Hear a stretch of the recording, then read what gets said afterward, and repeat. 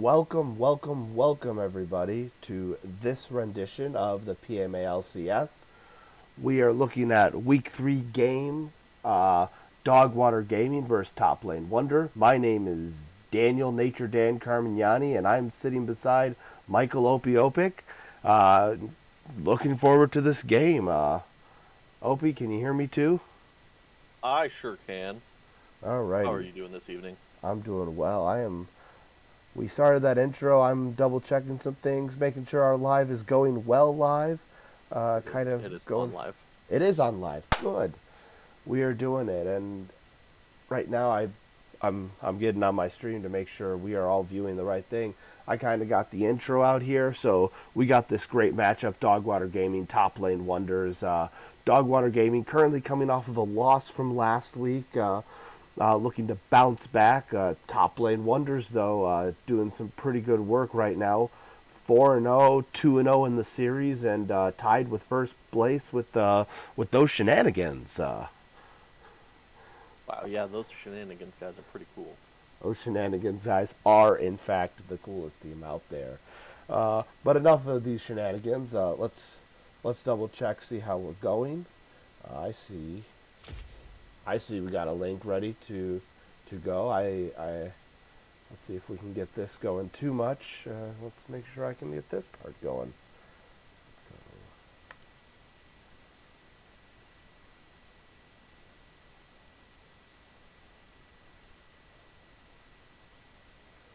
Awesome.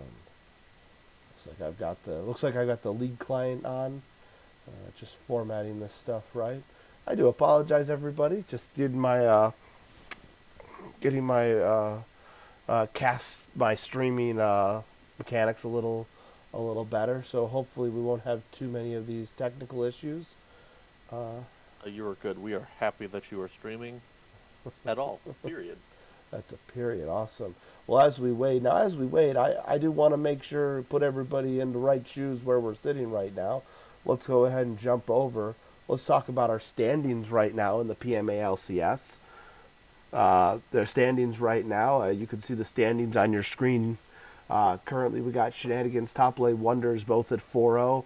Dogwater Gaming, The Lost Chapter, Dinner Roll, Brom Only Fan Accounts, Flirty Frank's Flesh Fudge Factory, Team Silver Mechanics. We got a lot of 1-1s right there. So it's a bit of a crowded center field. What's your take on that, Opie? Yeah, at this point, it's still early in the season. It's anybody's game.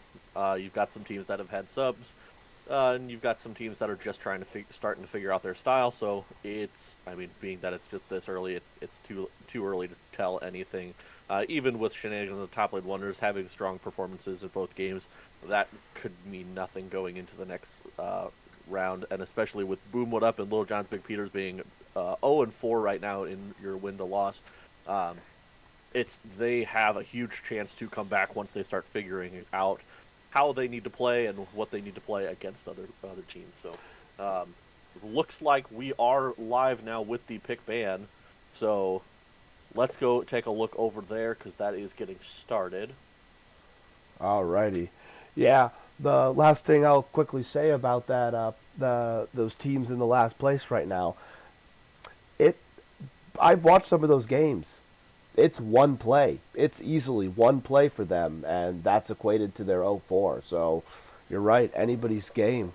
Uh, right now, we're just waiting. We're going on the readies. On the readies, team ready, stream ready, and let's get You might rolling. have to reload your link because it started already. It They're started going. already. Yep, we're a few bands in at this point. All There right. it is. Awesome. Yep. So we see that Dogwater Gaming has gotten rid of the Kale, Ash, and the Aurelia. And on the other side, I don't know if there was a loss of ban or what the case was in that scenario. I'm not sure. I know there was a lot of stuff going around in regards to like talking about availability and things like that this week. Or it could have just been a timing thing as well. I'm not sure. But there is a no ban from TLW there. So Yeah, and I see there's this that. vein coming in first pick for the Dogwater Gaming. I got to assume this vein is Bear Junior's vein to come into the bot lane really quick while these bands are rolling, or these picks are rolling. This ban on the Kale is the one that's intriguing me the most. I show 0 Kale games so far in the PMALCS, but obviously they know something I don't, and trust me, I trust them more than I trust me. Yeah, I mean, and it could be anybody because once again, there are lots of teams that are readily available for swaps as well. But yeah, I mean, you let Kale go in the top lane, and a nice ult timed in a fight, and that can change everything. In Kale late game, obviously, as we know, is still bonkers. So, Budnificent subscribed with Prime for 23 months in a row. Much appreciated, Budnificent. We're happy to have you here. Wonderful. Well, looking on the red side made a quick pickup of the Jarvan the Fourth and the Zaya. Despite what the stats sheet says, my insider information tells me that Slaga Slasha is the jungler for top lane wonders, and that's his Jarvan. Really good on Jarvan so far. Right now, he's a 3-0 on the Jarvan, so that's clearly a comfort pick, and that's clearly a power pick. Yeah, and then I mean, if Skiz will be going bot lane, same thing.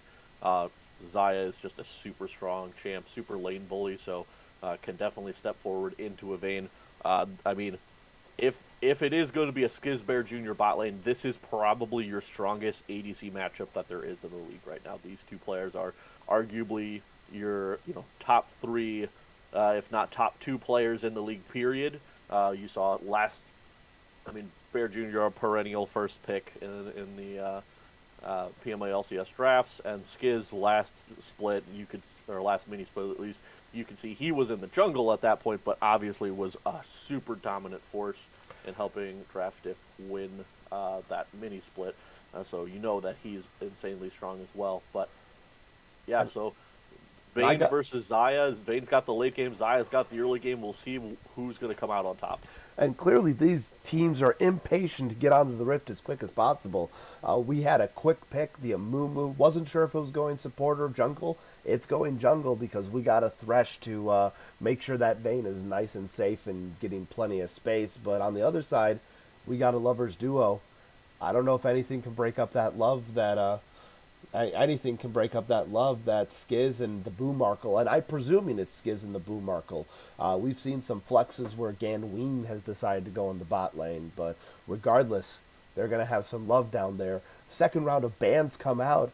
1, 2, 3. I count 4 mid lane bans, so it's very clear that somebody wants to knock the mid lane down a few pegs. Because if I count across the board, if you count Kale, I count 1, 2, 3, 4, 5, 6, 7 mid lane bans. And now we have the 8th. It's a Malzahar. Yep, they're definitely trying to pull off, Ganween's pool, make him go on to something a little bit less comfortable. I mean, I think the Zaya and the Rakan should have a lot of pressure here on the bot lane. I mean, one, just because Zaya and Rakan have that little extra, connection. They get the little extra stats, extra range for your dashes, etc. So that should be heavily favored in there to them. And so obviously they're looking to try and pinch the pool in the mid lane then. And Malzahar is a great pick. Is definitely a very PMA LCS pick as well. But we're going to see the counter is going to be the Vel'Koz. Lots of poke, lots of range, trying to stay back and stay safe in these fights, pump out a lot of damage. Vel'Koz is very good at that, and can easily proc Malzahar's spell shield as well. So I do really like that Vel'Koz pick into it. And when you got a Vel'Koz that wants to stay in the back of the fight, you got to have someone in the front of the fight, and we got a Scion coming. That Scion is mostly going to Big Yawk Jimmy right in the top lane, and I'm looking at Dogwater Gaming, and I'm saying front to back, front to back, front to back, front to back. It looks like a front to back comp. Yeah, most definitely. And I mean, you got an Amumu, you got a Scion to get in there, just be disruptive. You got the Vel'Koz in the back line, who will also help peel, and then a Thresh to help peel for this Vayne. So you've got the tools definitely to get Vayne ahead, or to keep Vayne alive in these late game fights. So basically, at that point, you're just looking to make sure that Vayne is able to get to that late game. Don't let Zaya, Rakan, and Jarvan do too much. Oh, and then you got the Kennen coming in the top lane as well. That, I think, will be good in the lane versus the Scion, because you have the little range, you have the extra. and that really helps round out a team fight as well, because you get a Rakan diving in, a Jarvan diving in with a cannon. Oof, that's a lot of AoE. That's a lot of damage. It's a lot of stuns and knockups in there. Now, the So one thing it, immediately I notice is the last pick was the counter pick Kennen. I look at Guy Fieric, previously known as Gnarls Barkley, picks the Kennen for his last pick.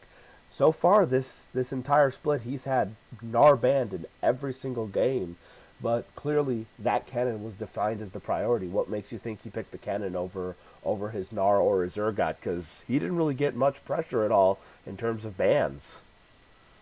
um, why the Gnar over the Kennen? I don't know. I'm not sure. I think also Gnar would be a good pick into the Scion as well. I think it would provide decent, fight potential as well. Mega Gnar ult would be very great to catch on with the Vayne, but maybe Kennen's just a little bit. Kennen gives that little more instantaneous, like, hey, I can ult at any point. I don't have to wait for a Gnar bar. I can just get in there and be that disruptor, which maybe they're just looking to get that burst, not just have the CC. So, I mean, I'm definitely not upset with the Kennen. I do love Kennen. I think it can be great. Like, yeah, if Kennen's able to get, a flank off on the team and is able to catch Vel'Koz and Vayne in an ultimate, like, that just sets up so easy for the Jarvan and the Rakan to get in there. Only thing I'll say, Top Lane Wonders is looking a little squishy.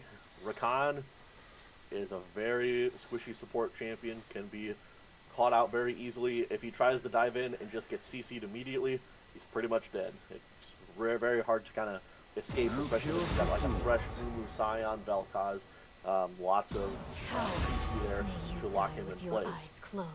But, I mean, if they're able to get those combos off, they have very clear comp, minus the Malzahar, what they're looking to do, make it easy. Oh, absolutely. Now, I will say, looking over the previous games, Slagaslasha likes that Jarvan. He likes that Jarvan a little tankier. I see a lot more tank stats than I see the bruiser stats on the Jarvan. So, in terms of a tank, probably that Jarvan's going to be the tank, but I'm not 100% sure in terms of that engage, but let's be honest, Top Lane Wonders right now is a 4-0 team, so they clearly have something up their sleeve, and they're heading for something. Right now, we're going through that wonderful league client, picking all these picks, kind of correcting if we decide we're off in the crazy spot. So it does look like, based on the pick, Ganween is that Malzahar mid, which makes Skiz is going to be the AD carry. Actually, I realize it's kind of nice. These teams decided to line up in the standard top jungle mid bot support lineup. So good sights right there. Lost train of thought. Opie, take it away. Yeah, so I mean, both teams are going to be coming in strong. Yeah, especially like once again we talked about earlier. Top Lane Wonders sitting 4-0 right now. They're trying to ride that wave and just keep going with their strong performances so far, because they've faced off versus Team Silver Mechanics as well as TLC. So all the three-letter T names they've faced, and they've 2-0'd them. So, and both of those teams have also had a 2-0 in their favor on the other side. So we'll see with Dogwater Gaming. They are looking to come back off of a 0-2 loss in this previous week. So, they're going to try and come out strong, which obviously that Vayne first picking Vayne is very telling. It just tells you that they don't care about whatever you're going to do. They have a game plan. They probably had stuff in mind. They knew, hey, they're probably going to pick this champion. They're probably going to do this. So first picking the Vayne seems very scary. I mean, Bear Jr., once again, one of the best players in the league, so we'll see if he's able to pop off, and I feel like it's going to be up to Budnificent to facilitate that. Absolutely. Budnificent needs to be around the map, needs to be, I feel like, prioritizing the bot lane, not even necessarily just for ganks and actually like trying to get kills, but just to make sure that he's warding, keeping Slaga Slasha in check. Um, and maybe once in a while help the Vayne push into the tower so that Vayne can take a safe back without losing, essentially. Just more or less being there is what we're more or less looking for. And I mean, Amumu, super strong, has, with the change to the Q, I think it's so great just because you hit that first Q and then you have that second stun available. I think it's just gonna I think that just makes that champion so strong. But like we said, Jarvan on that other side, also very strong, very mobile, decent clear early as well. Definitely looking to try and get some picks here with the Malzahar and then Sire Rakan on that bot side of the map. So I imagine both sides are going to be pressured. Both mid and bot side are going to be pressured a lot, and top lane's going to be just kind of left to do top lane things. Absolutely. Well, everybody, now that we're waiting for the spectator delay to come on, let's pull them back up. Just looking at these teams getting ready to come onto the Rift. Uh, this is going to be for sure a spicy game. You were saying it before. Bear Jr. and Skiz is probably the most high-profile bot matchup we're going to get in the league. I'm looking up and down this team. I actually don't see too many differences in terms of general ranks. Whether one team necessarily has a advantage over the other. I mean, I'm looking across the board. Everybody seems to be pretty well ranked within each other. So these teams get to kind of feel like a mirror matchup, if I got to say that.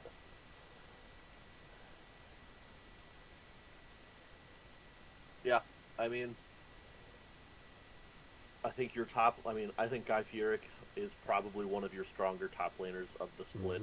Mm-hmm. Um, Big Jick Jimmy Jeff definitely can hold his own there. Nope. Um, and yeah, I mean, I think the bot side is a little bit more favored towards Dogwater Gaming.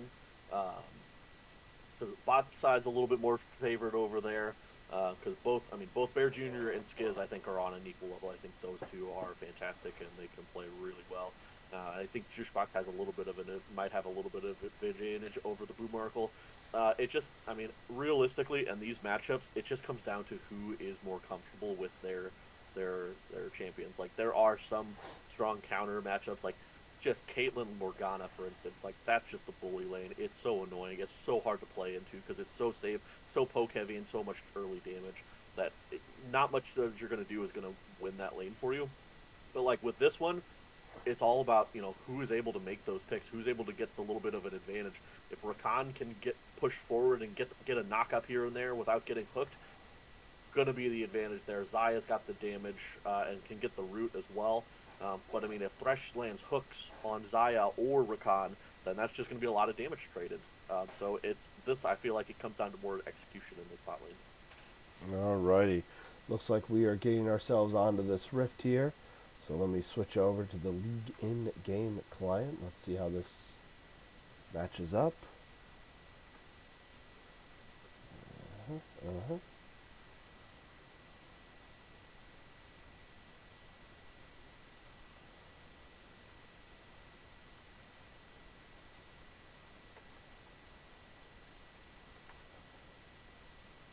While we're loading in, let's talk skins game. Skins game. Yeah, skins Oh game. yeah, oh yeah. How are the skins match up? So you got the matching Star Guardian, Rakan and Zaya. Okay, they win. They just win. Battle Boss Malzahar is very good. Infernal Cannon is also pretty cool. Dragon Slayer Jarvan's me, but super strong versus the other squad. They have some cool individual skins, but they don't have any matching. So, got to give the advantage to the top lane wonders on this one. We pausing All right. at 10. I actually paused at 11. I gotta do some quick. Gotta remember all my scoreboard. Take out Pause the at 11. time clock. Yeah, I'm paused at 11. And don't need to do any adjusting. So I'm ready when I am ready when you are. So I'm gonna go in Yep. from 11 in 3, 2, 1, go. All right, we're getting into the game here. Looks like we're seeing both teams kind of pinging to the top side. Looks like blue side here. Dogwater Gaming is looking for that top lane invade. There's going to be the fan out from the side of top lane Wonders. So They're going to try and sneak up and hug the wall maybe here. Ooh, Kennen steps forward a little bit. Kennen's actually in a good spot right now because if they try to step forward... Oh, are you good? Yeah, I'm good. Oh, yeah. We're seeing the invade. Oh, the flash hook! Guy Fieric does flash away. Good flash by both squads there to make sure that nothing actually happened. So that's... Amumu might be looking to make a little bit more plays in the top side now. Guy Fieric doesn't have his flash anymore. You land one bandage toss into a Scion knockup, and that can be a dead cannon easily. Right. But I will tell you right away, Top Water Gaming took advantage of that invade. Look at those two red trinkets in the red side of Blue's jungle. So Budnificent, once he gets to his red side, presuming he does some form of 5 camp, 6 clamp clear, they're going to know exactly where he is at all times. Also, a little spicy thing, looks like Jarvan's on the mirror because they got the wards there. They know that Amumu's not at his red buff. So Jarvan's starting his own red, so he's going to align with the Amumu. So wherever they party, it's probably going to be a party. Yeah, you can see both sides that Skiz and Boomarkle were trying to cheese there, but they kind of knew that they weren't there because of the wards, and Bear Jr. and Jushbox tried to wait to see if they could find any... Ooh, see, look at this. Skiz stepping forward with the W. Oh, the hook coming out. The knockup's going to miss. Boomarkle's not going to be able to get that. He's going to be punished for it. But yeah, you saw Skiz step forward on that Xayah with the W, getting the extra procs in there, doing lots of extra damage, but traded back really well with a nice hook from Jushbox onto Boomarkle. Yeah, and as this game gets started, I think one thing I'm paying attention more than anything, I'm paying attention to who's going to get that first blood as the thresh hook misses. I'm going to first blood. 8 games between these two teams, 7. Big Jimmy here in the top lane, doing a lot of damage there to Guy Fieric. Absolutely. What I was saying is we got, out of 8 games played between the two teams, 7, count them, 7 first bloods. Hold on. We got a play going on here. Skiz getting chunked down. Jarvan's coming in. Bear Jr. is going to have to flash out and exhaust. He's got exhaust, and he's going to go down with a nice gank from Slagaslasha. The Ignite's coming in, and Juicebox, you are on the wrong side of the map. No need to flash there. You are just going to get taken out. Slagaslasha is going to pick up that kill, so maybe you wanted to save that for Skiz, but either way, kill onto Jarvan or Skiz is also very good. Boomarkle did pick up the first one with that Ignite, though. Absolutely, and I'll tell you, it looked like they were trying to give that first blood to the Xayah, but it just didn't quite work out that way. But I'll be honest, getting that additional kill as Jarvan goes in Vel'Koz. Slagaslasha is putting a lot of damage here on the Klugscheißer. Oh, Slagaslasha might have stepped a little bit too far forward, and the damage is not going to be enough, but nice follow-up there by Klugscheißer to get a nice damage trade. So, looking at the camps right now, you can tell Slagaslasha went for a looks like a 4 camp clear, then came back for his 5th camp. Ooh, Slagaslasha's trying to go back in. Klugscheißer a little bit forward. Slaga had gotten a lot of health back there. He might be looking for a regank, but oh no, Juicebox is here. He's gonna miss. Oh, the knockup's gonna come in on Klugscheißer. Slaga's trying to get the kill. Does pick up the kill, the Ignite from Juicebox, but the shield is gonna come in. He's gonna be safe. They're looking to chase down. Juicebox is here. The flash bandage toss is gonna come in, and Bear Jr. on the Vayne and on the roam is gonna pick up that kill. So it's a 1-for-1 with many summoners burned, but Ganween has both of his summoners still, so next time around, we'll be able to escape that.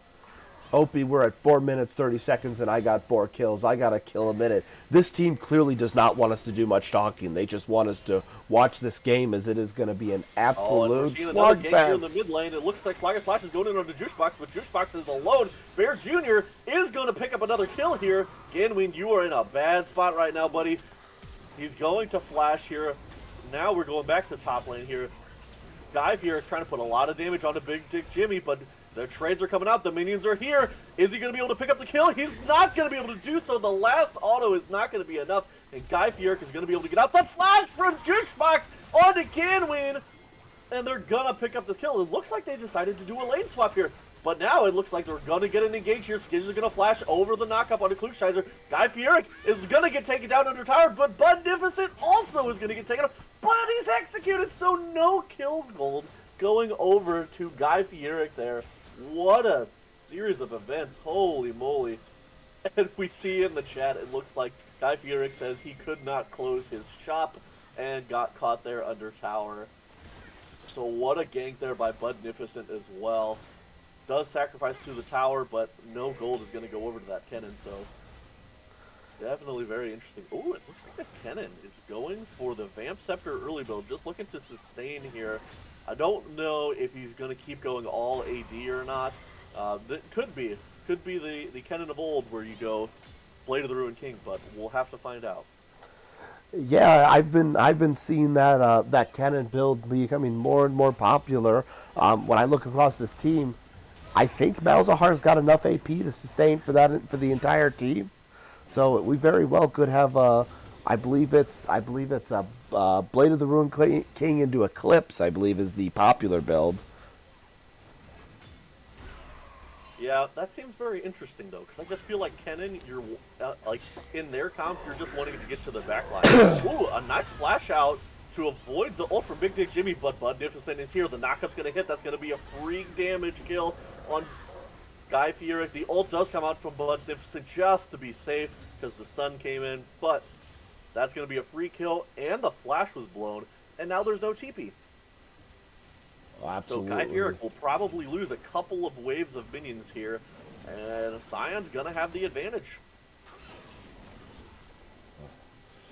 Absolutely. As we finally get a bit of a breather lull, Opie, take a breath for Pete's sake. I know. It looks like that Vel'Koz is going bot lane was just a temporary kind of cover the lane. We finally have our bot lane actually in the bot lane dueling, but right now the advantage has to be right now to Bear Jr. Those 2 kills seem to be equal to a set of tier 2 boots. So he's going to be moving a lot faster, attacking a lot faster in comparison to the Xayah. But right now, that's the lovers duo doesn't seem to care about that. They're pushing under turret. But here comes the Amumu if that Amumu decides to do something. He's looking in the river there. Yeah, we're seeing, so right now, I mean, yes, Skiz definitely has a little bit of a CS advantage. However, oh no, we might be looking at a kill here. Skiz is going to get popped here. Is going to look to kill Jushbox. The flash in from Jarvan is going to get the kill. Budnificent is going to get taken down as well. Blue Markle is going to take out Skiz. Klugscheister with a great ult doing so much damage. What looks to be a great fight in the favor of Top Lane Wonders gets traded back very well. So 2 for 2. Support and jungle for support and ADC. So absolutely. Bear Jr. right now definitely played his best in that team fight. Going on one side, he said, "Fine, if you're going to win on this side of the fight, I'm going to go on that side of the fight and clean up the other half of your team." Some vision control looks like Jarvan's getting more aggressive. He thinks Bear Jr. is too far forward. It looks like he's waiting for his bot lane to come as we got action in the mid lane. Ooh, Ganway's looking to get aggressive, but he doesn't have the ult there. Oh, Bear Jr. stays a little bit too long. Is going to get ganked. But in the mid lane, Ganway's going to probably end up going down here. The flash! Is he actually? He's going to live! And Juicebox almost going to get taken down there. Wow. I don't think there's any way Ganway should have lived there, but what well played. Because he got hooked by the Thresh and just a little bit impatient on the Mumu Q. He definitely could have had it. Oh, and Jimmy's now going in very aggressive in the top lane onto Guy Fieric, very low. The ult's going to come out from Scion, so is from Guy Fieric. Oh, the Q is going to pick up the kill. Oh, so, boy. Looks like Big Diak Jimmy is kind of taking over here on the top lane. He is too tanky at this point for Guy Fieric to handle. And a little bit of an all-in engage, and Scion's winning it. Yeah, Scion definitely in that 1v1 matchup is definitely taking it. And I'm just curious. I'm curious what Scion is going to come back onto his back here. Going to look at gold here quick. That's Scion right now. But actually, I'm looking at gold right now. Gold's even across the board. Yeah, you've got a slight, like just a couple hundred gold advantage. Oh, the suppression coming in here in the mid lane onto Klugscheister, but it's not gonna. He's not gonna be able to pick up the kill. Ooh, he's taking so low with the Malefic Visions, I believe is what it's called. Yep. But not able to pick up the kill. Didn't have all the initial damage on there. Oh, looks like we're seeing it engage here in the bot lane. The Lantern comes in, but nothing going to happen because Skiz and Boomarkle did sniff that one out, so they are able to play safe. Ooh, Jarvan's here over the wall, ready to go. He goes in. They're going to look for Bear Jr. They're not going to be able to catch him, but Juicebox is going to be trapped by the ultimate. The flash hook onto Slasha is going well. Boomarkle's in there trying to just be a nuisance. The feathers come out, and everybody's so low. Boomarkle's going to get taken down. The kill goes over to Bear Jr. Ooh, things are kind of rough here, as well as there's a kill in the mid lane. I'm guessing Klugscheiser was able to take out Gainweed there with a solo kill. Absolutely. The hook comes out, almost able to catch it, but not quite. They're looking to play pretty far forward. Oh! Okay, nice. A flag and drag from Jarvan to get out of that, even though he got Vayne condemned. Yeah. So much action here. So much action. We're at 17 kills on 11 minutes. Clearly, one of these teams is gonna make more kills than the other team. But I'll be honest, I'm not sure if that's even gonna mean game. So right now, the gold graph has swung so much back and forth. At first, it was Dogwater Gaming. They got a little bit, and I mean, it has only been like a couple hundred gold here or there, so nothing massive. But then recently, Top Lane Wonders had a couple really good plays and were able to get themselves a 400 gold advantage. And now it's back, and it's basically back to even. Absolutely. So right. it's going to be a crazy game. Right now, Stream is looking at the gold by player right now. We got a 500 gold lead for Bear Jr. We got a 500 gold lead for Klugscheister. We got a 500 gold lead for Slasha on the other side. I mean, leads are on both sides of the team, and it's only a matter of time to see when that actually starts amounting to something. Yeah, and I think something we're seeing a lot of is people just staying in lanes. Like, right now, you see that Klugscheiser, below half health, killed Ganween earlier, is still in lane. Like, these are where those throws can happen, is when you're that low and you decide you want to keep pushing, or you want to get that little bit of extra gold. Absolutely, and Top Lane Wonder clearly knowing what they're doing, because they noticed that. They said Klugscheiser's low, he's backing off. What does that mean? It means Jarvan gets the Rift Herald, unless Amumu has something to say about it. Dude, look at this. Guy Fieric is hitting all of the skills and the auto attacks onto Big DWG, and not much is happening. He's got a full Sunfire cape already, and we're seeing a lot of jockeying around this Rift Herald from both sides. The junglers are there trying to get it. Ganween, however, is just shoving down this mid lane so hard. One plate left on this tower. But this Rift Herald is definitely going towards the Dogwater Gaming. They had the reset, but they had the rotation up top. But this rotation up top means it looks like Zaya's going to get some free farm. So that farm lead he already had, that's only going to be growing. So although Bear Jr. is going to be leading in terms of kills, Skiz is definitely catching up with this free farm. Absolutely, yeah. And that's kind of what they want at this point. They just need Skiz to be able to make a difference in these fights. He's got the ultimate to try and keep him safe, and that's just what they need. They need him to be able to be safe in these fights and get some extra damage in. Absolutely, and great call on this. I guess it's going to be an AD cannon. That's a Blade of the Ruin King completed for Guy Fieric. I go ahead and I'm looking at the 14-minute mark, so time to do a mythic check. Bear Jr. might be caught out here. The flash from Bear Jr., but he's going to get rooted regardless, and the Jarvan's going to come in here. Skiz is going to pick up that kill onto Bear Jr. That's going to be fantastic. Juicebox is going to go down next. Slash is going to get taken out. You've got Dragon coming up here in 14 seconds, and the bot lane of Dogwater Gaming is down. So this should be a free Dragon. Credit right there goes right to Slasha. Slasha saw the Lantern come out, and he said, no, I'm not going to go where Bear Jr. is. I'm going to go where Bear Jr.'s going to be. Yeah, credit to Slash on just being there, and then a fantastic engage. Thresh went into the river to try and ward, and then immediately they jump onto the Vayne. Vayne had to use ult and everything to try and get out of that fight, and was not able to do so. And then, just to be sure, you had Slasha there to help clean up the mess. So, also really good engage there. Oh, Guy Fieric's trying to go a little aggressive, but he's not going to be able to hit the ultimate onto Big DWG. So Big DWG's just going to walk out of that. Guy Fieric actually almost worse for wear in this. Oh, the ultimate's coming out. It's not going to hit. Big DWG Jimmy going to hit the knockup, though. He's going to get taken very low, so braids here. However, Guy Fieric had to use the flash. Absolutely, and unfortunately, that flash I think cost a lot more because we timed that ult. We timed the flash. Sion should be able to ult at least 2 times right now with his current items and the build that I presume he went with on his runes. That ult's going to be used 2 more times before the cannon flash is going to come out. So that lane's getting spicy, and it's only getting spicier. Yeah, we're just getting lots of trades back and forth there. But in this bot lane, you can definitely tell has his items now. He's got that Gale Force for the extra pressure. He's just constantly stepping forward into Bear Jr. to try and get that little bit of extra damage. Oh, the flag from Jukebox comes in.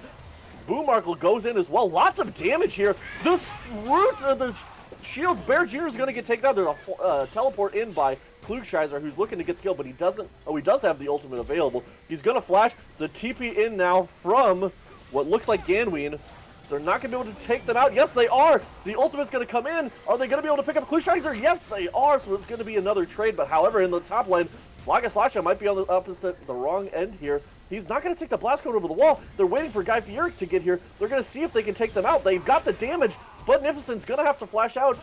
Big DWG Jimmy is going to have that flash available. He's going to get knocked up. He's not going to flash. He's going to get taken down. Yeah. What a well-played fight. Slasha kept them baited in there. Didn't end up just taking the blast cone over the wall.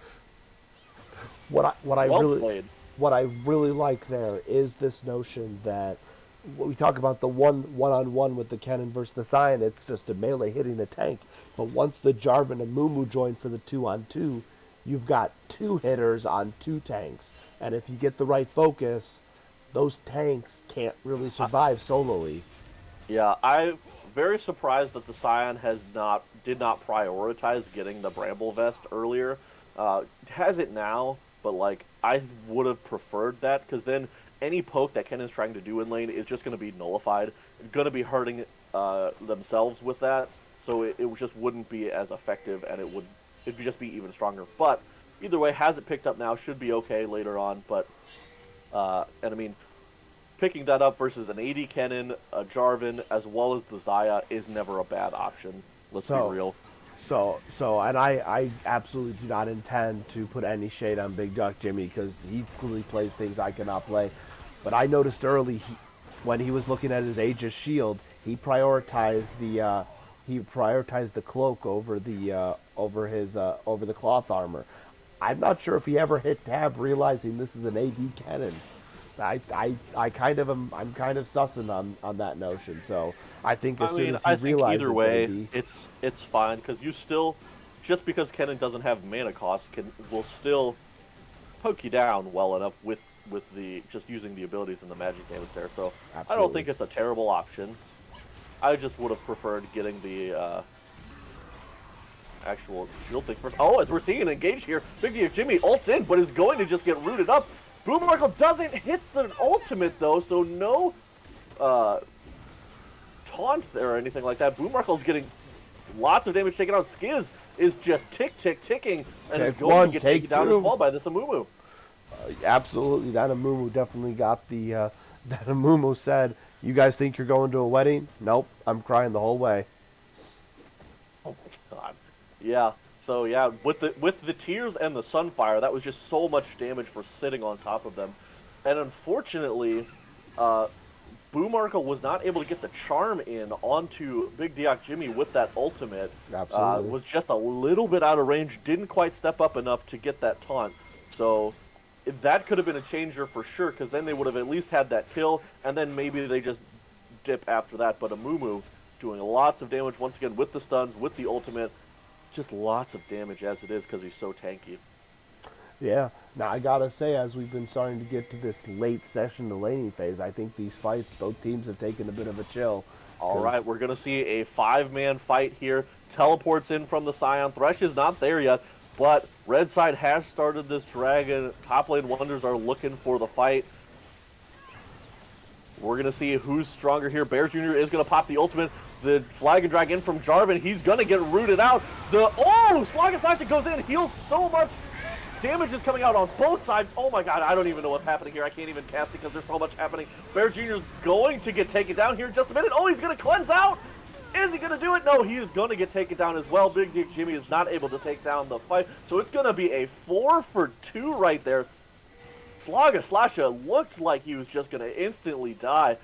But engaging with that Gore Drinker and the extra shield from the Sterix stayed alive for so freaking long. If my count was right, I think he got Gore Drinker on 4. He got it on everybody but the Vel'Koz. And that's going to be a third dragon now for Top Lane Wonders.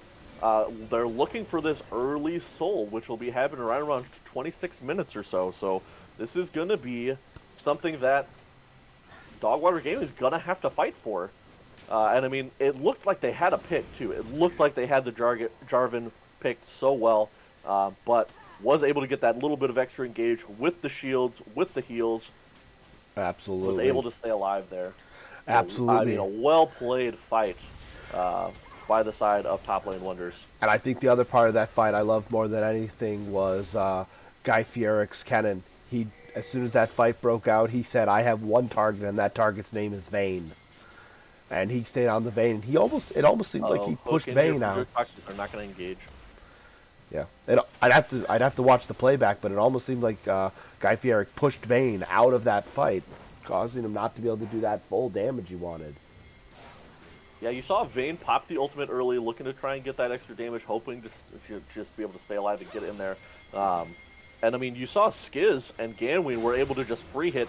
Amumu dove deep, but was able to just get taken down right away. I believe Ganween ulted the Amumu there, but it looks like Top Lane Wonders are trying to get a spicy Baron fight in here. Slash is getting taken very low. Ooh, the Skiz is going to ultimate. They're going to pick up the kill onto Klugscheißer here, but a nice ultimate from Guy Fierick is also going to help clean up this fight. Bear Jr.'s trying, but he's going to be versus 4 at this point. He might be able to take down Guy Fierick here. Is he going to be able to do it? He's going to be able to do it, but it's still going to be a 3v1 at this point. The stun onto the Bowser, he's trying so hard, and he's not going to be able to do it. Slash is going to be able to take him down with that Gore Drinker, but Baron is stopped. They're not going to be able to get that. A really nice initial engage there by Boomarkle and Skiz and Slash to help. They picked off Klugscheißer right away, so that's just a lot of that poke gone immediately. I loved the play that top lane Wonders forced on them. They started that Baron really quick. It looked like they were ready to burst it down, and unfortunately that meant Dogwater Gaming had to run to Baron, and I think they ran to Baron, unfortunately, one at a time, and Top Lane Wonders had the perfect timed call to say, as soon as they realized it, they said, off Baron, yeah. off Baron, and right on to Big Doc Jimmy, who tried to train right into the middle. I mean, the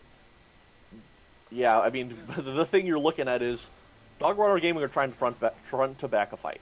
Yeah. And you had Big Dick Jimmy, who got into the Baron pit and was able to disrupt it, but he was in the Baron pit. The rest of Top Lane Wonders went down and were able to get more focus in onto Klugscheißer and Juicebox. Right. And then Bear Jr. basically got forced out of the side of the fight. He was able to pick up a kill or two at the end, and if the Scion had been able to stay alive in the fight a little bit longer, things might have turned, because Bear Jr. is getting very strong. But just with, they're starting to get ahead. Top Lane Wonders are starting to get a little bit more ahead at this point. They're playing their fights really well. So, I mean, if things continue like this, it's going to be very hard, but yeah. Absolutely. I'm looking at gold graphs, and actually not only is the team up 5K, but every single role is at either even or well ahead. And surprisingly, I believe the biggest lead, that Kennen over the Scion. There's a gold diff right there, and that Kennen is taking advantage of that gold diff, having both completed. That being said, though, they've got a lot of in inventory now, but that's for sure. And I want to point out something you said very early, or I'm going to pause right now, see if something's going to break out here. Looks like they're going to make a play in the Rakan. Nope, never mind. Markle is going to be able to escape there, not going to be able to get taken down. But like I was saying, blue side, they have to be grouping up. They need to be front to back. Budnificent and Big Dick Jimmy in the front of the fight, letting Bear Jr. do his thing. Oh my god, and with 3 autos, oh, the ultimate goes in from a Mumu. They're gonna pick up the Zaya right away. Rakan has to run away. Ganween is gonna also get taken down here by the Scion, so that's what we're talking about. Nice engage by Budnificent, hitting the ultimate onto 3, and they're gonna look straight for Baron. I was gonna say before that fighting was coming out and the potential pick on the Rakan was, we were curious whether or not Top Lane Wonders had a tank on the team, and was that gonna be a problem? And their answer was, I don't care if you want to fight front to back. We're not gonna fight front to back. Well, we're gonna fight looking side for side. the extra damage. They're gonna pick off the Rakan there, or the Thresh there. Saga Slasha is now stuck in the pit. We'll see if he's able to escape. Yes, he is able to flag and drag out of the fight. Budnificent is still alive, but he's doing Dragon right now. So they can't keep doing this Baron, because if they get engaged on, they don't have one of their frontliners. This is an interesting call. Ooh, Blue Markle might have stepped a little bit too far forward. Oh, Saga Slasha is going in onto Bear Jr. He's going to get rooted into the wall. Blue Markle's going to hit the ult and the knockup onto Bear Jr. But Bear Jr. is able to cleanse out. Guy Fieric is trying to get into the backline, but he doesn't have the ultimate. Double kill for the Vayne at this point. The Mouth of Heart ult is going to go in, and Saga Slasha is going to be able to pick up the kill onto the Vayne. Scion is tanky and is trying to get in there. He's trying to do anything to Skiz, but he's not going to be able to take him down. Skiz is going to be able to run away at this point. What a turn fight there. They were able to get kills onto Klugscheißer and Bear Jr. there with a great engagement. The hook is not going to land, so they're going to try for this Baron now. However, it is still a 3v5, and they do have the jungler for both sides here, so this is a scary fight to take. Saga Slasha is going to go in onto Amumu there. The Thresh Lantern is not going to be able to be taken. Budnificent does have the ultimate, but he only hits it onto Saga Slasha. He doesn't hit the rest of them, so this is going to mean a free Baron at this point. Yeah, what I'm seeing in these extended team fights is the fact that Dogwater Gaming wants to fight front to back.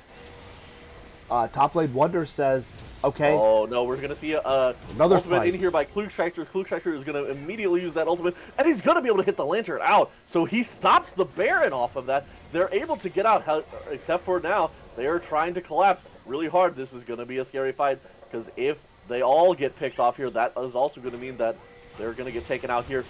The knockback's going to come in. Guy Fieric is going to pick up the kill onto Klugscheißer. Bear Jr. is here, but Bear Jr., you are not in the spot where you want to be. Bear Jr. is kiting back. He's still alive, but I don't think he's going to stay alive for long. He's going to get hit by Blue Markle, and he's going to get rooted. The Ignite's going to come in. He's going to get taken down with the ultimate as well. So many low health bars on the side of Top Lane Wonders, but they're going to pick up the kills here. And then we'll see if they're finally able to actually do Baron. I don't even know, because Amumu is coming now. He might be able to get the Smite steal on it. There's so much action. Holy crap, what is actually happening in this game? Blue Markle's going to go into Ganween. He's going to be able to not pick up the kill because of the shields, and he's going to flash and still not take him down. I was saying, what is happening? There were some low health bars there, but we got to remember, that's a Blade of the Ruin King on the cannon. That cannon has some decent lifesteal. The Zaya has some decent lifesteal already built into her kit. So I just want to say, there's 52 kills, and it's 28 minutes into the game. Oh, God. What? Do you remember when I said... At this rate, we will be over double kills, if this keeps going like this. But, I mean, at this point, there is a 9k gold advantage for the side of Top Lane Wonders. So it's just getting harder and harder for them to do this. But yeah, it was a sketchy call. Let's just be honest, because you had the Amumu on the Dragon. Why are you still trying to go for the Baron? Juicebox is gonna get caught out here by Skiz with a really great play. Oh, Blue Markle's going in. Is he gonna be able to get the root? Yes, and you have the Saga Slasha coming in over the wall. Double kill for Skiz. Yeah, tried to kind of be there to back up Juicebox while Juicebox was getting picked, and now that's 2-0, and they have Baron. Absolutely. The Top Lane Wonders is definitely... They're making some risky plays. Here on the Guy Fieric. Guy Fieric's going to ult. He's going to do a little bit of damage to this Scion. He's actually getting a lot of autos in, but you also have Klugscheißer here, who's just going to try and burst. Going to pick up the kill. Skiz is going to, in the meanwhile, pick up a kill onto Budnificent. They're going to take this mid in him, and it looks like they're going to try and end the game here. Absolutely. 10 seconds, you don't have an Amumu. And you have to have this Scion getting back here soon, but they're going to start bursting down these towers. Klugscheißer doesn't even have the ultimate. How are they going to be able to defend? But they're just pushing in. They're just taking damage on these towers. It looks like they're looking for this win here. Bear Jr. is alive. He's kiting. He's getting rooted up. He's just going to get taken down. No, he's still alive. Oh, he's gonna. But Yeah, that he's gonna die. Jarvan's He's dead. chasing They're him. gonna pick up the kill. Big Dick Jimmy is gonna go down next. They might be able to pick up a kill on Slasha as a consolation, but it's gonna be game here. They've got the Baron minion. Skiz is still alive. Ganween's still alive, and they're gonna pick up that extra kill onto Gluchizer as a consolation. And breathe. 60, Wow. 60 kills, 30 minutes. 2 kills a minute. 2 kills per minute in this game. That is absolutely insane. There was just so much fighting happening. And, oh man. And the game itself just could have gone either way, but you can tell in those games there's just a couple plays where it just swings it in the favor of one team or another. And that Baron/Dragon call all at one had to have been the one where it just swung. Absolutely. Because, like we said, they needed a front to back. Dogwater Gaming needed a front to back. Bear Jr.'s was massive, did so much damage, and he knows how to kite it out. But it's hard to kite it out when you're 1v4. So, absolutely.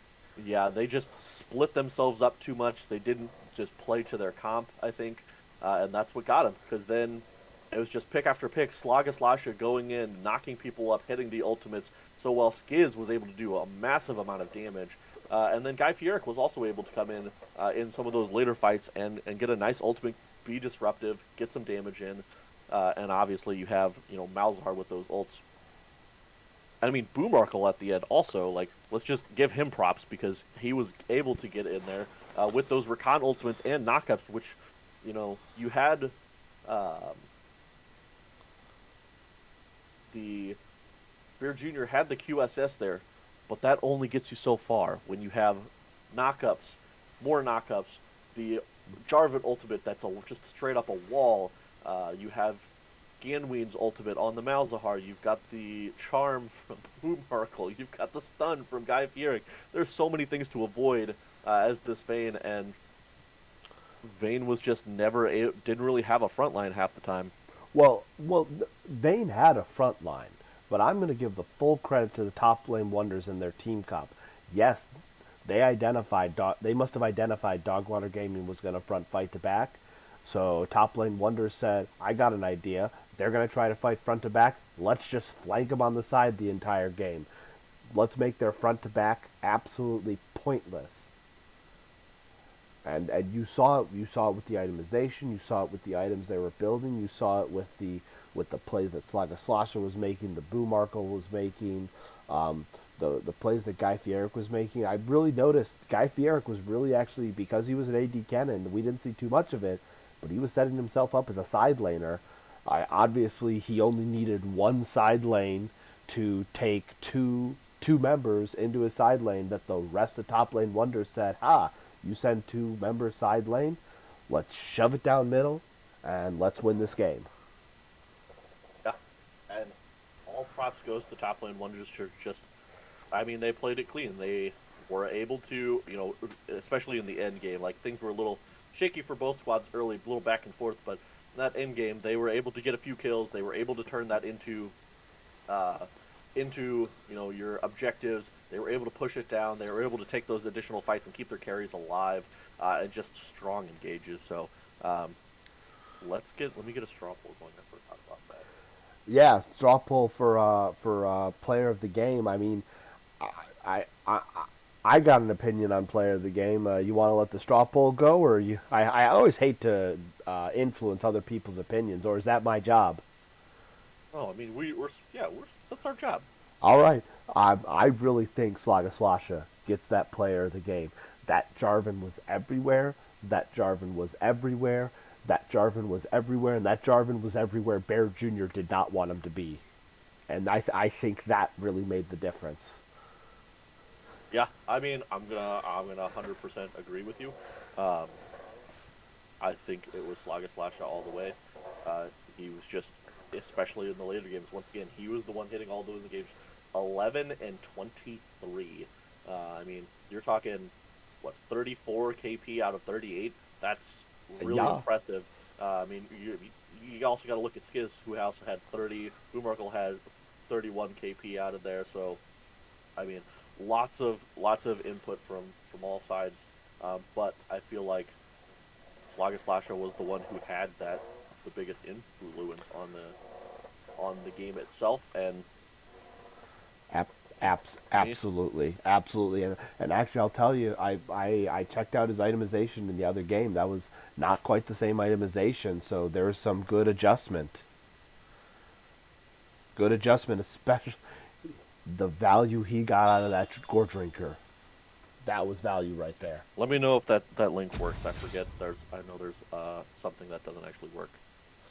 Uh let me, let me see if. Okay, tell somebody to leave the lobby or like drop down so I can get it. There we go. I need to go to spectate. But yeah, Guy Let's Fierick, see. you did big feed that game. Yeah. Let's see. That straw poll worked perfectly right now. Right now we've got 8 votes in, folks. Folks, I see way more people in the stream. You come on, you vote for this player of the game. Otherwise, OP and I are going to make a decision, and I don't think you want the two of us to just make decisions. Not a good decision. All right. Right, not a good Let's. decision. But yeah, we're gonna be hell no. Is there an admin in the chat? Can we get the casino open? I Ooh, like to spend points. That'd be cool. that'd be spicy. Uh, Hey, while we're in this bit of a lull, I decided to throw a little thing together. Let's take a look at the games upcoming. I mean, folks, we're on Friday night. I don't know about you, but I don't do anything on the weekends. We got some great games coming up later this weekend. Saturday, tomorrow night at 11:30 p.m. Eastern Standard Time, we got TSM versus TLC, and then Sunday we got not a one header, not a two header, but a triple header. Boom versus Shenanigans at 8:30. Roll versus FFFFFF at F5. 8:45. F5, is that the formal? Yep. You know, they should just change the abbreviation to F5 as opposed to putting 5 Fs. It would just make more sense. And, that's just what they wanted to do. That's what they wanted to do. They wanted are to F with all of entitled us. to do whatever they want. They just wanted to F with all of us. And then Yep. later on Sunday night at 10:15 p.m. Eastern Standard Time, you got Little John Big Peters playing up against Brahms OnlyFans account. Uh, these are going to be some great games coming out this for the rest of this week. And of course, you're looking on this screen. You notice we got a preview look at what Week 4 is going to come. So let's not look past these games right now. But Top Lane Wonders already making a case that it looks like Top Lane Wonders is calling out Shenanigans, because they might just take Soul Point of first place, and they're going to make Shenanigans work to match them. Yeah. We never know what's going to happen. We'll find out. Let's see. Looks like we're still waiting for someone to still join the lobby. Obviously, for those that don't know, the teams are now going to be switching sides. So we're going to get our Top Lane Wonders on the blue side, and we're going to get Dogwater Gaming on the red side. We're still waiting for some folks to come in. Again, if you guys are joining us late, my name is Daniel Nature Dan Carmignani. I got Michael Opie Opic casting here with me on this wonderful Friday evening. It's good to see everybody out. I'm looking at the straw poll, Opie. Looks like Slaga Slash is going to take game number 1. Yeah. I mean, So yeah, I can't see another person, if I'm being honest, taking it away. I think he was just super strong in the matchup. He was just that pivotal person.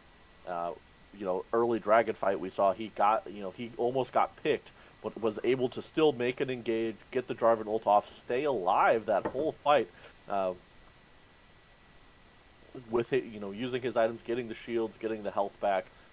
So he played it really well. So, yeah, congratulations. We're going to call it and call Slaga Slasha is your Game 1 MVP for Top Lane Wonders. all right. Now, Opie, as we transition to game number 2, I want you to sit down. I want you to put yourself in Dogwater Gaming shoes, and I want you to tell me, what changes are you making to the draft?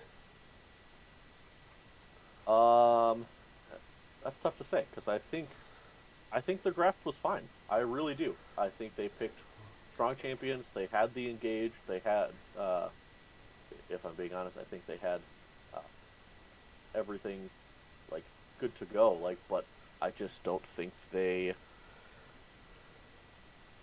played to their strengths for a Okay. while.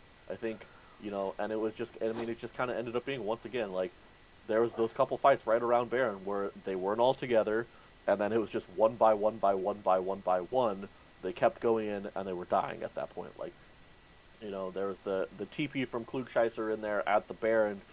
Basically, him and Thresh ended up getting picked off in the top lane, and then Amumu tried to go in, got picked off there. So all of their you know death timers were all completely off, so they were all just going in one by one. And then at the final push, you saw that um, Thresh and Vayne got picked off in the jungle, and then Sion and the Vel'Koz went bot lane to try and pick up a kill, and then Amumu was trying to solo save the mid lane, got caught, and then it was just a cascading errors at that point where hey, somebody gets picked, and then another person gets picked, and then another person gets picked. So if they just clean that up and they just stick together, they stick to their game plan. I mean, they easily could have won that game. So that's my hot take. I don't think their draft has to change. I really don't. I think they can do the same exact thing that they did, and they can have a completely different outcome this game. I absolutely can understand that. I am going to say there is one thing I want to see Dogwater Gaming do different in their draft, and that is ban the Jarvan. Ban that Jarvan. I'm looking at the stat lines.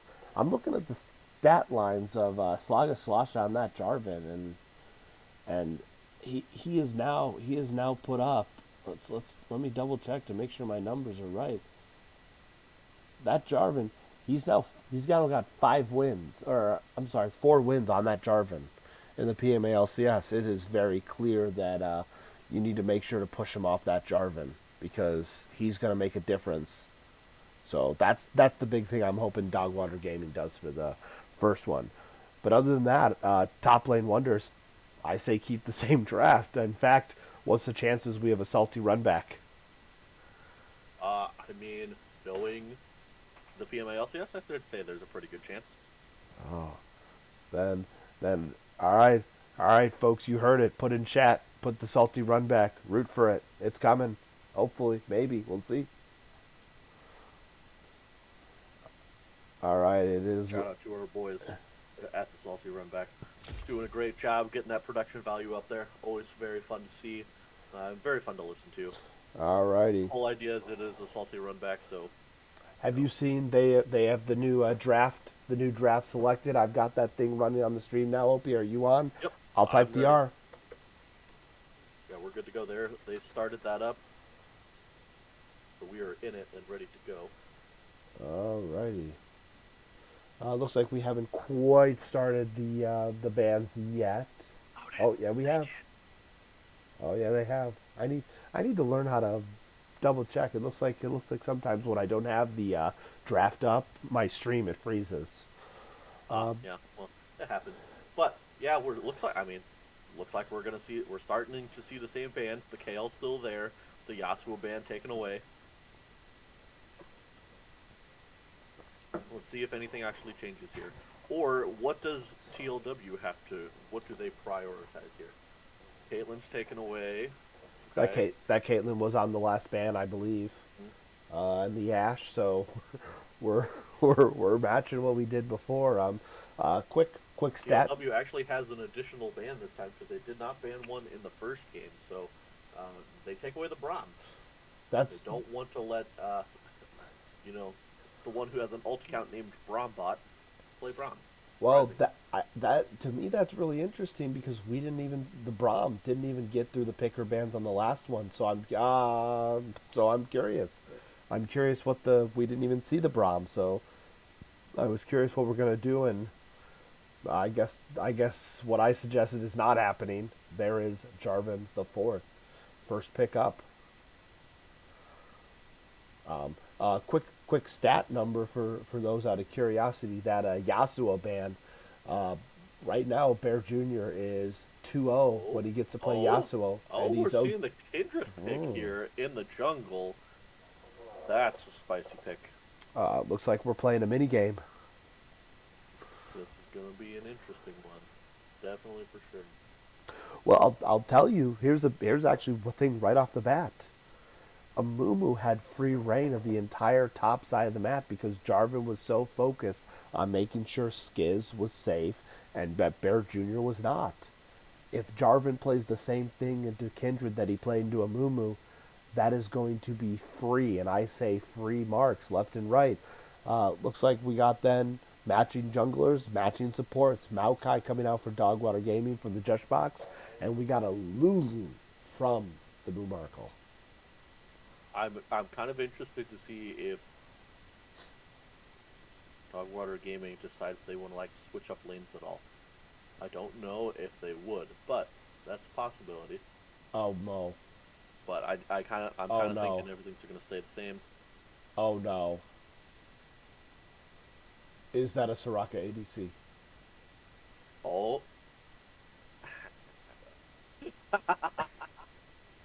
Is our God. Okay, folks well, folks, are you watching it first? Do we have a Soraka ADC? I'd have to do some math. I'd have to do some tracking. Is this the first Soraka ADC in the PMALCS? in the history of PMALCS, probably not. Probably not. Okay. Okay. Probably not. But I don't track those stats, so who knows? All right. Someone smarter than me. I need someone smarter than me to. Chris, you were probably right. Josh is molding right now, but Bear's like pressed. Yeah. Well, I mean, we'll see. We'll see. We'll definitely see how it plays out. Because I mean, you also have the Kindred jungle to also be a backup ADC. But it's gonna be interesting. well. I'm telling you, if that's their plan, if that's their plan, they're they're setting it up perfectly because if you're gonna have a And the Karthus coming in. Oh boy! Oh my God! But here's what I was gonna say: if you really have a Soraka ADC, what do you need with Soraka ADC? You need a support that's gonna love to get some more gold and to get some more. So a beefy Maokai is a great option. They're also a safe support lane, and you got to make sure to have damage elsewhere on the map. I'd say a Kindred jungle and a Karthus mid is damage, So, they could be pulling a huge switcheroo on us. Huge. Where Bear decides he's going to play the Karthus, and then it's actually Soraka support. Now, do I think the likelihood of that happening is very high? No. But this could be like giga-brained plays here from the side of Dogwater Gaming. well, Because then you also have the Kindred jungle, who's the ADC, and then you just follow it up with like a super strong jungler. well, I do think Or, no, we sorry, got. Kindred jungling. What Sorry. I do think we got to do is we got to make sure to we gotta play some definitely different respect to every other pick and ban that's gone on while we've been focusing on the Soraka. I mean, there's a good chance they may have just put a Mad Hat right there. Oh boy, and a Lux on top of it. What is happening in this game? I don't even know. I don't know either, but let's quickly cover everything else.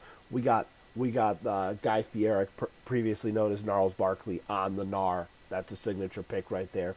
Looks like we got an Aphelios for the bot lane.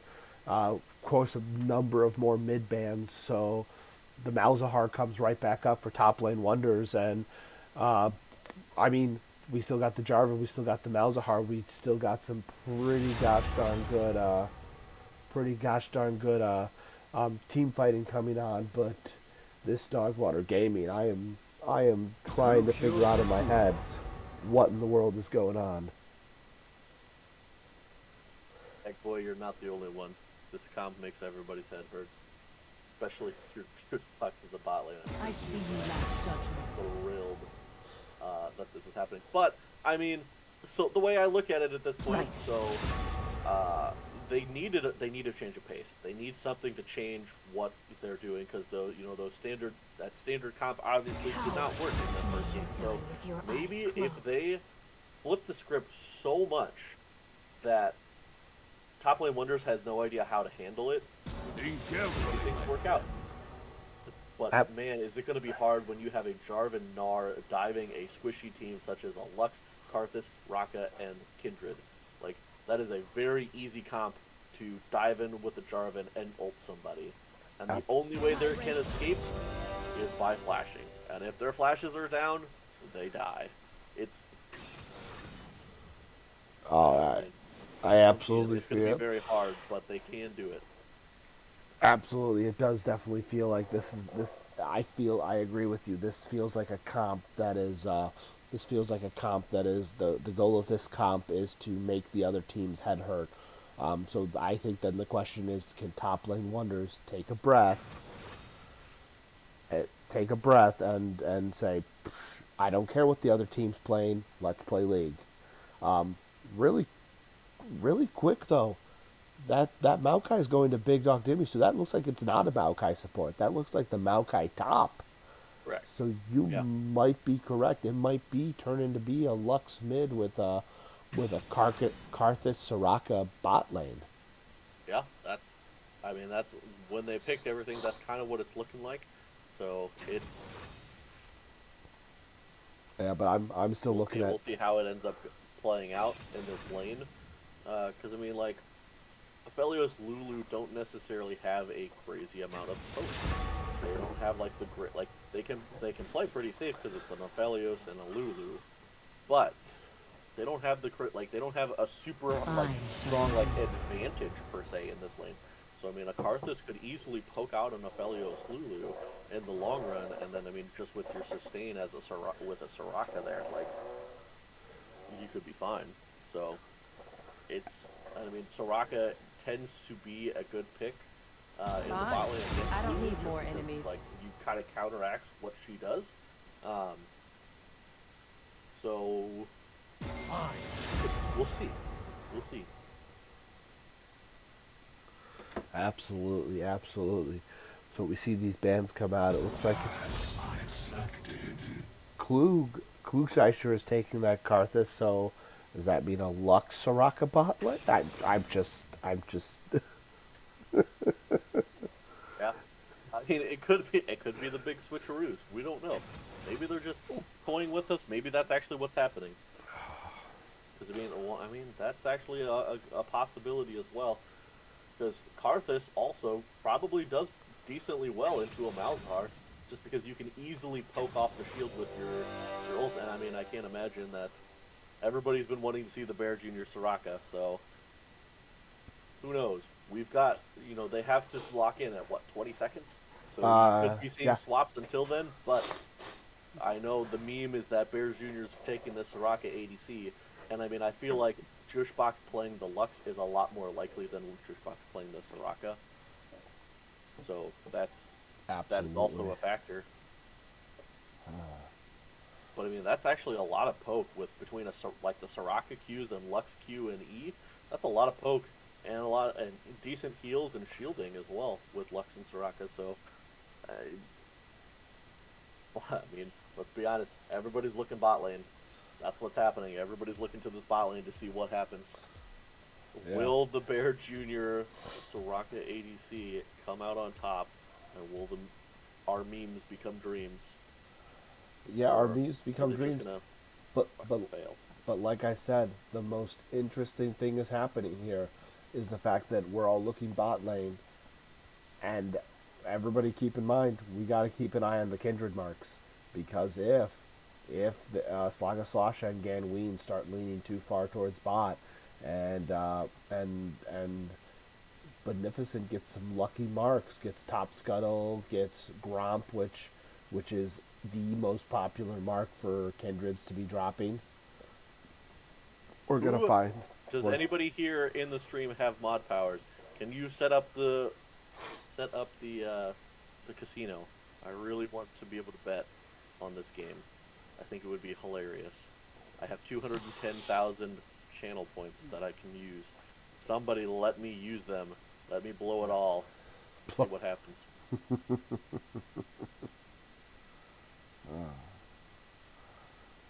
BANANANAS, which I forgot the song. I forgot how to spell bananas. All right. I think we Hey, don't have any mod powers in here. It's okay. that I just don't have any mod powers either, guys. So you're not the only ones. that's just unfortunate. Now let's cover a few first things for any folks joining us a little late. We already saw Top Lane Wonders take the first game over Dogwater Gaming, so this is either going to be a 1-1 split game match, or this is going to be a 2-0 to Top Lane Wonders, giving them their third, count that, 2-0s into this split. And unfortunately, that's going to push Dogwater Gaming to a 1-2 in terms of match record, a 2-4 in terms of total game record. So let's see how spicy this is, and let's hope we're all playing for the praying for the bananas as Bear Junior's Soraka. And while we're waiting for the spectator to lay, it's a lock, that's for sure.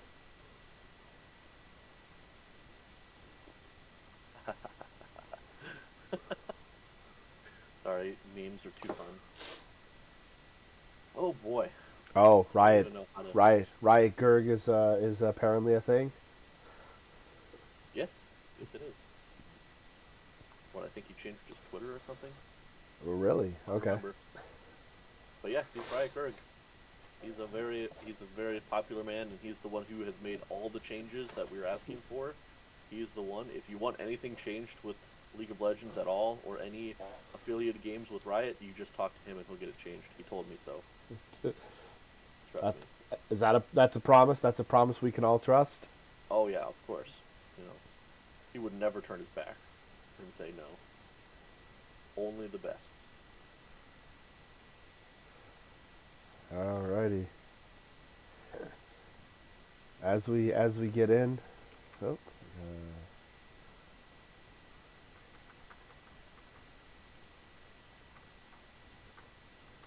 there we go.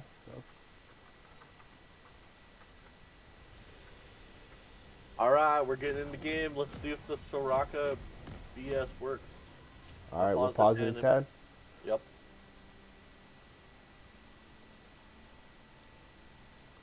Alrighty, we're gonna get this from 10 in 3, 2, 1, play. Alright. Get rid of these time controls. Get rid of that view. See if we see another spicy invade or not. Unfortunately, it looks like we're going to a 5-point. Alright, so we're seeing in the bot lane, the Boo Markle is actually taking the heal this time. Skiz is taking the barrier. Oh, the Jushbox Skiz standoff. I gotta say, I actually really like that that adaptation in the bot lane, putting that barrier on the Aphelios, because that barrier on the Aphelios, I foresee that barrier becoming really key when it comes to the Karth Assault. I see that coming really key if it comes to a Lux ult. I see it really key if we got a Maokai ult coming down the river or something. Skiz is going to appreciate having that barrier, and the Lulu having the heal. I believe that heal, it's gonna get some benefit, especially with the other items that Lulu's gonna be naturally building, especially when it comes to Lulu's shield and her ultimate. As we got a little coming out from everywhere. taunting in the top lane. I'm interested to see how this Karthus plays out mid lane as well.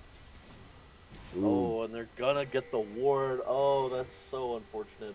That's a great ward on the Aphelios. That means for those counting at home, I believe that means that Top Lane Wonders is going to get.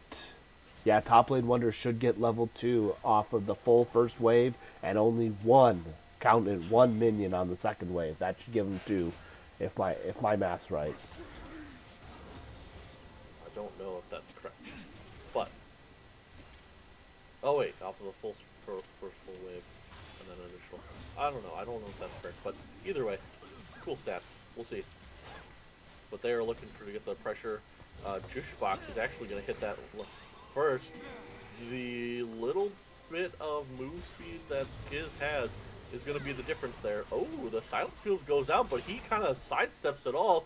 is a little bit worse for wear than the Soraka and Lux, but nice kiting there by Skiz. Does have the red gun available, so will kind of kite things out. Ooh, we see a little bit of an engage here into the top lane. Big Dick Jimmy does get the auto to trade back and get that,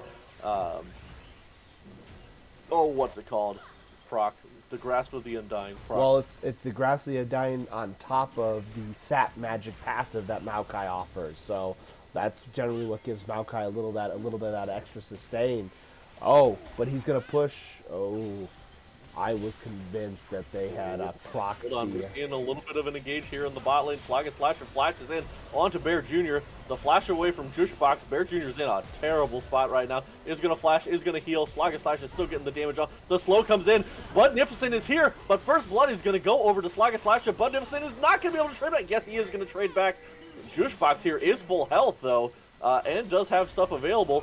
Is going to be trying to kill Slugga Slasher, but he's getting tanked by the minions. The triple kill for Slugga Slasher here in this bot lane with a great flash engage, and then picks up the first kill on the Soraka with just the Q, and is able to kite it out enough.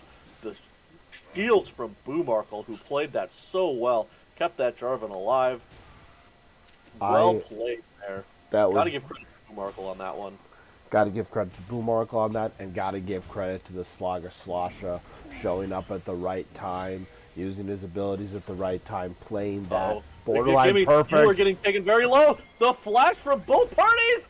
Oh, and neither one was going to be able to pick up the kill. But both will survive there. Both flashes burned. So TPs should also be burned here shortly. We'll see on that. A little bit quicker on either one, and they would have been able to pick up that kill, but just a little bit slow on the W from Maokai, and a little bit slow on the extra autos and W from Mega Gnar as well. But Gnar's only half health, and Maokai's got the TP. That TP's coming in. We're seeing an engage here in the beginning. Slugga Slash is going in onto Klugscheißer, who's just going to walk it out here. Ooh, it's kind of scary. Slugga Slash is really quick. He doesn't have the boots. Ooh, and the Q is going to be so close, but it's not going to happen. Oh, boy. Good sight, though. Looks like there's already going to be a little bit of a fight. That first Kindred mark is on the top scuttle. Uh-oh. We're seeing Bear Jr. is rotating towards the mid lane. He's going to get spotted by the scuttle. But now Budnificent's roaming up as well. We see Guy Fieric is also here. Ganween's going to come in. Budnificent's just going to die there. Slugga Slasha 4-0 right now. That's insane. And you see Lux is going to be able to pick up stuff here in the bot lane solo. And Bear Jr. with the roam is actually going to be missing out on quite a bit here, unfortunately. Yeah, I right now there's a lot going into the favor of, and even more is going into the favor of the top lane wonders. Not only is your Jarvan 4-0, not only is your ADC down farm, but your Kindred missed the first scuttle mark. So that Kindred now is going to be put behind to get to that magical 4 marks for to turn Kindred from basically a melee auto attack to an actual range champ, and really far behind from that magical 7. Well, the root hits, but not a quick follow-up by Juicebox at all. Oh, the ultimates go. Oh, Guy Fieric is already level 6. Big Dick Jimmy is just now hitting level 5. That actually probably saved him. Oh, the Q is going to come out, but it's not going to be enough. That was so close. If Karthus was on the other team, that would have been a kill. Absolutely. But he's not, so it wasn't able to do anything there. Really close. Big Dick Jimmy has been pushed off of so many waves so far. 18 CS behind, and definitely a lot of experience behind, because Guy Fieric is already level 6, and he was just hitting 5 as that happened. So if he hadn't hit 5, that would have definitely been a kill for sure. But Guy Fieric's playing very strong here, very push heavy in this top lane. See if they can keep that going. No, I say not only that, but I actually am really gonna give Guy Fieric some credit.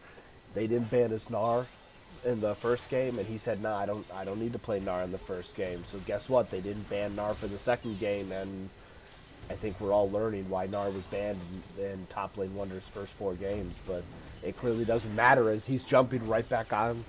He's jumping right back on this Maokai. Big Dick Jimmy is trading pretty well here. Mini Nar's going to be coming in here in just a second. He might be able to get the better trade, but he doesn't have the cooldowns at the moment. And we're seeing that Budnificent is here, available in the top lane, ready to try and get anything done. Puts the mark onto Guy Fieric, so Guy Fieric's going to just back off a little bit. With the waves pushing out, unfortunately, in his favor, so it is a little scary. Let's see. I'm looking at the comments in the chat. Looks like we're drawing some parallels between Budnificent and Cloud9's Blabber. It's going in onto Klugscheißer, but Budnificent is here. Ganweed already flashes. Are they going to be able to get the damage? They're not going to be able to get enough damage. Karthus ult is there, but I don't think they're going to try and use it, because I don't think it'll be enough to actually pick up a kill here. Guy Fieric, once again, is putting a lot of pressure on here in the top lane. He's just going to jump out, getting a lot of nice poke damage. Ooh, Big Dick Jimmy just doesn't have any mana. He can't do anything. Guy Fieric is going to ult him out of the tower range. Guy Fieric's so close to taking him down and is just not going to be able to do it. Not enough damage. If he would have switched to the mini Gnar form in that meantime, he might have been able to get the ranged autos, but just not enough. Poking Jimmy out of the lane once again, though. Absolutely. He's already double in farm. And that Jarvan just got the dragon, and it's very clear that top lane wonders started right back off from the end of the last game, which was a very dominant performance. And Slaga Slasha doesn't look like it. Looks like he just did an extension of the last game.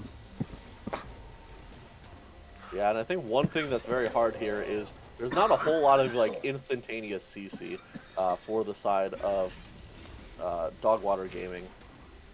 Like, they've got the Lux Q, it's a little slower, it's easily dodgeable. You've got Maokai, but if Maokai's not there, what is your very easily hit CC? There's just not a whole lot.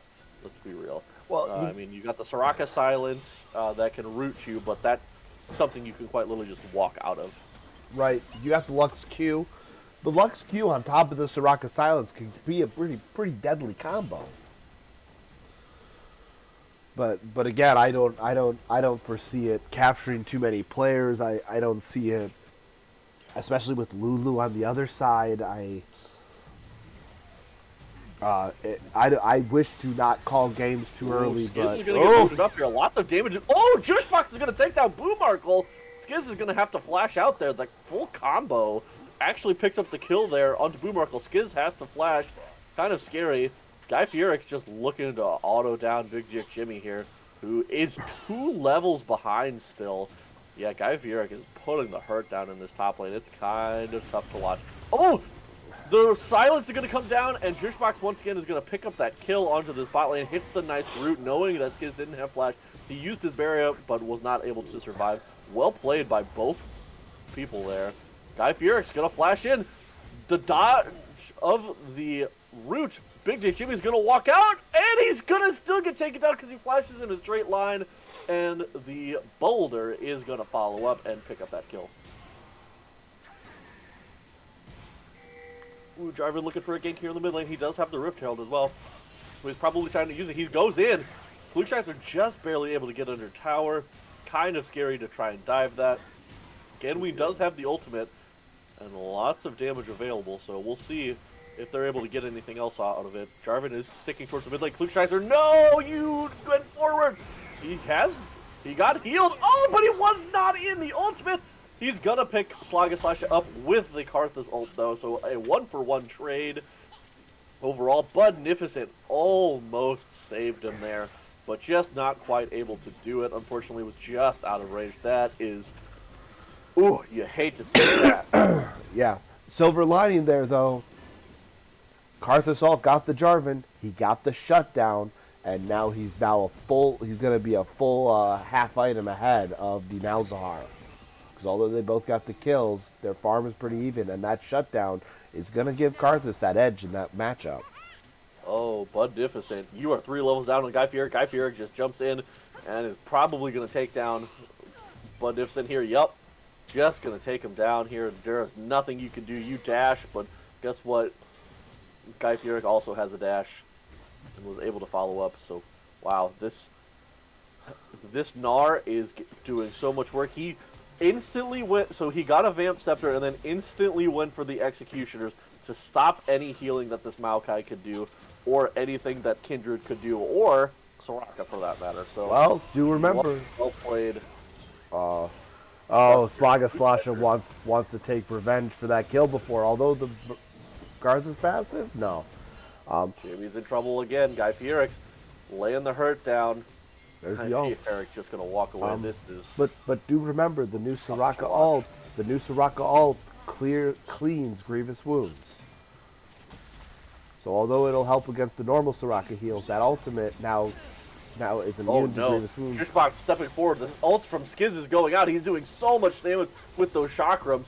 Not able to pick up any kills or anything there, but lots of damage traded back to Juicebox. You're stepping forward a little bit far again, but he hits the root this time. Skiz is going to take a lot of damage here. He's trying to heal up. He gets the Lulu ult. He's doing so much damage. Is he going to make the trade? No, Juicebox is going to pick up the kill, but the TP here from Guy Fieric. No, never mind. It's Ganween's coming down here. Ganween's not going to be able to get anything done. The Lulu ult and everything else comes out, and it's still not enough to keep them alive. Juicebox and Bear Jiro actually putting out a decent amount of damage here. So, good on them. I mean, as much as I want to say Soraka's the one putting out the damage, I don't know if that's the case. Oh, but here in the top lane, Guy Fieric doesn't have flash. He's going to get looked to take down with a nice stun, however. Boomarkle's going to pick up the kill onto Guy Fieric. That's an extra 250 gold into the Kindred's pocket. Hopefully that helps him get back into the game a little bit. Yeah. Magnificent is not having a good time, and neither is Big Diak Jimmy here in this top lane. Now, Opie, do me a favor. I don't want to move the stream. Can you check on the Kindred? I think that Kindred had the Maokai or had the Gnar mark, so I think Kindred's now at 1 mark. Or is Kindred still at a 0 mark? Kindred's got 2 marks currently. 2 marks. Okay, that's good then. Has completed 2 hunts. We must have missed the scuttle take or something of that nature. Quicken those he two. missed one of the scuttles early. We saw that. Yeah, and then he missed another scuttle later. Oh, but the Dragon's going down here, and they know that Kindred's there. They know this is coming, but they are not in a position to really contest. Maybe the Kindred can get in there, but he's a level down. Oh, he picks it up! And he's got the ultimate to keep himself alive. Here comes the Lux. That's so much damage traded back. On the Karthus, that's going to pick off Boomarkle. Not going to be able to pick off the jungle Slaga Slasha there, but really well played. What a steal there by Budnificent. I didn't even see exactly what happened, but well played. Holy moly. Taking away that Infernal Drag, too. That is fantastic. Unfortunately. Guy Fieric killed the tower, and Big Dick Jimmy is in trouble. He's getting slowed, he's getting queued, he's getting autoed, he is getting taken down. The stun happened. Oh my god, the healing from the Soraka ult and the passive is going to do so much. Jimmy, why are you going back in? You do not want to go back in versus him. He still will kill you. He might be baiting. Kindred's in the jungle. This might be a bait. Yeah, Fieric does have flash this time. Still 2 levels down from Guy Fieric there. But things are looking a little bit more up for the side of Dogwater Gaming at this point. They're looking to try and stay ahead here. Oh, he might have stuck into the bush there. He got the root. They still picked up the kill there. Oh, Karthus is getting ulted by Ganween. Karthus is going in. The kills are going to come in. Skiz is going to pick up the kill onto Jushbox. Karthus ult is not available. No. Oh, did he use it? I don't know if he used it or not, or tried using it or not. It almost looks like it got reset at some point. Yeah, it does actually. I wonder if he used it too close to the end of his passive. Well, if he used it while he is in his passive, he gets it off regardless. But I'm wondering if he accidentally clicked it while he was dying and then died and didn't get anything off. We'll find out here shortly. Oh, Magnificent's looking to go in, but taking so much damage from the minions and the Malefic Visions. So the spot lane tower is not long for this world with Guy Fieric and Skiz hitting on it. Yeah. So I do want to take back. I was gonna say it, and I'm gonna make sure when this game's over and we're done thing, I'll double check. But I'm pretty confident that Slaga Slasha unfortunately smited that dragon early, and that's where Magnificent had the opening to get the steal. Yeah, I mean, well played by. You gotta just give credit to Magnificent. Oh, Guy Fieric looking to just run down Jushbox here. Jushbox does a lot of Yeah, damage, but- though. He's already yeah, but half he's- health. yeah, Luke but he's Shyster's behind here, but he's enemy about to hit lines. Meganark. There's a Kindred. Magnificent's looking to go in. Guy Fieri is going to have to flash out Klugsteiger. Flash forward Boomarkle. It also flashed over the wall. And they're looking for him, and they didn't get the slow from Guy Fieri, but yeah, they're not able to get anything. So 2 flashes for 2 flashes there. Yeah. I Good do trades. I think you take those in those scenarios. Uh-oh. Slaga slashes, looking to find Klugsteiger, and is just going to immediately do so. Klug does not have any flash anymore because he just used it earlier, so that's kind of rough.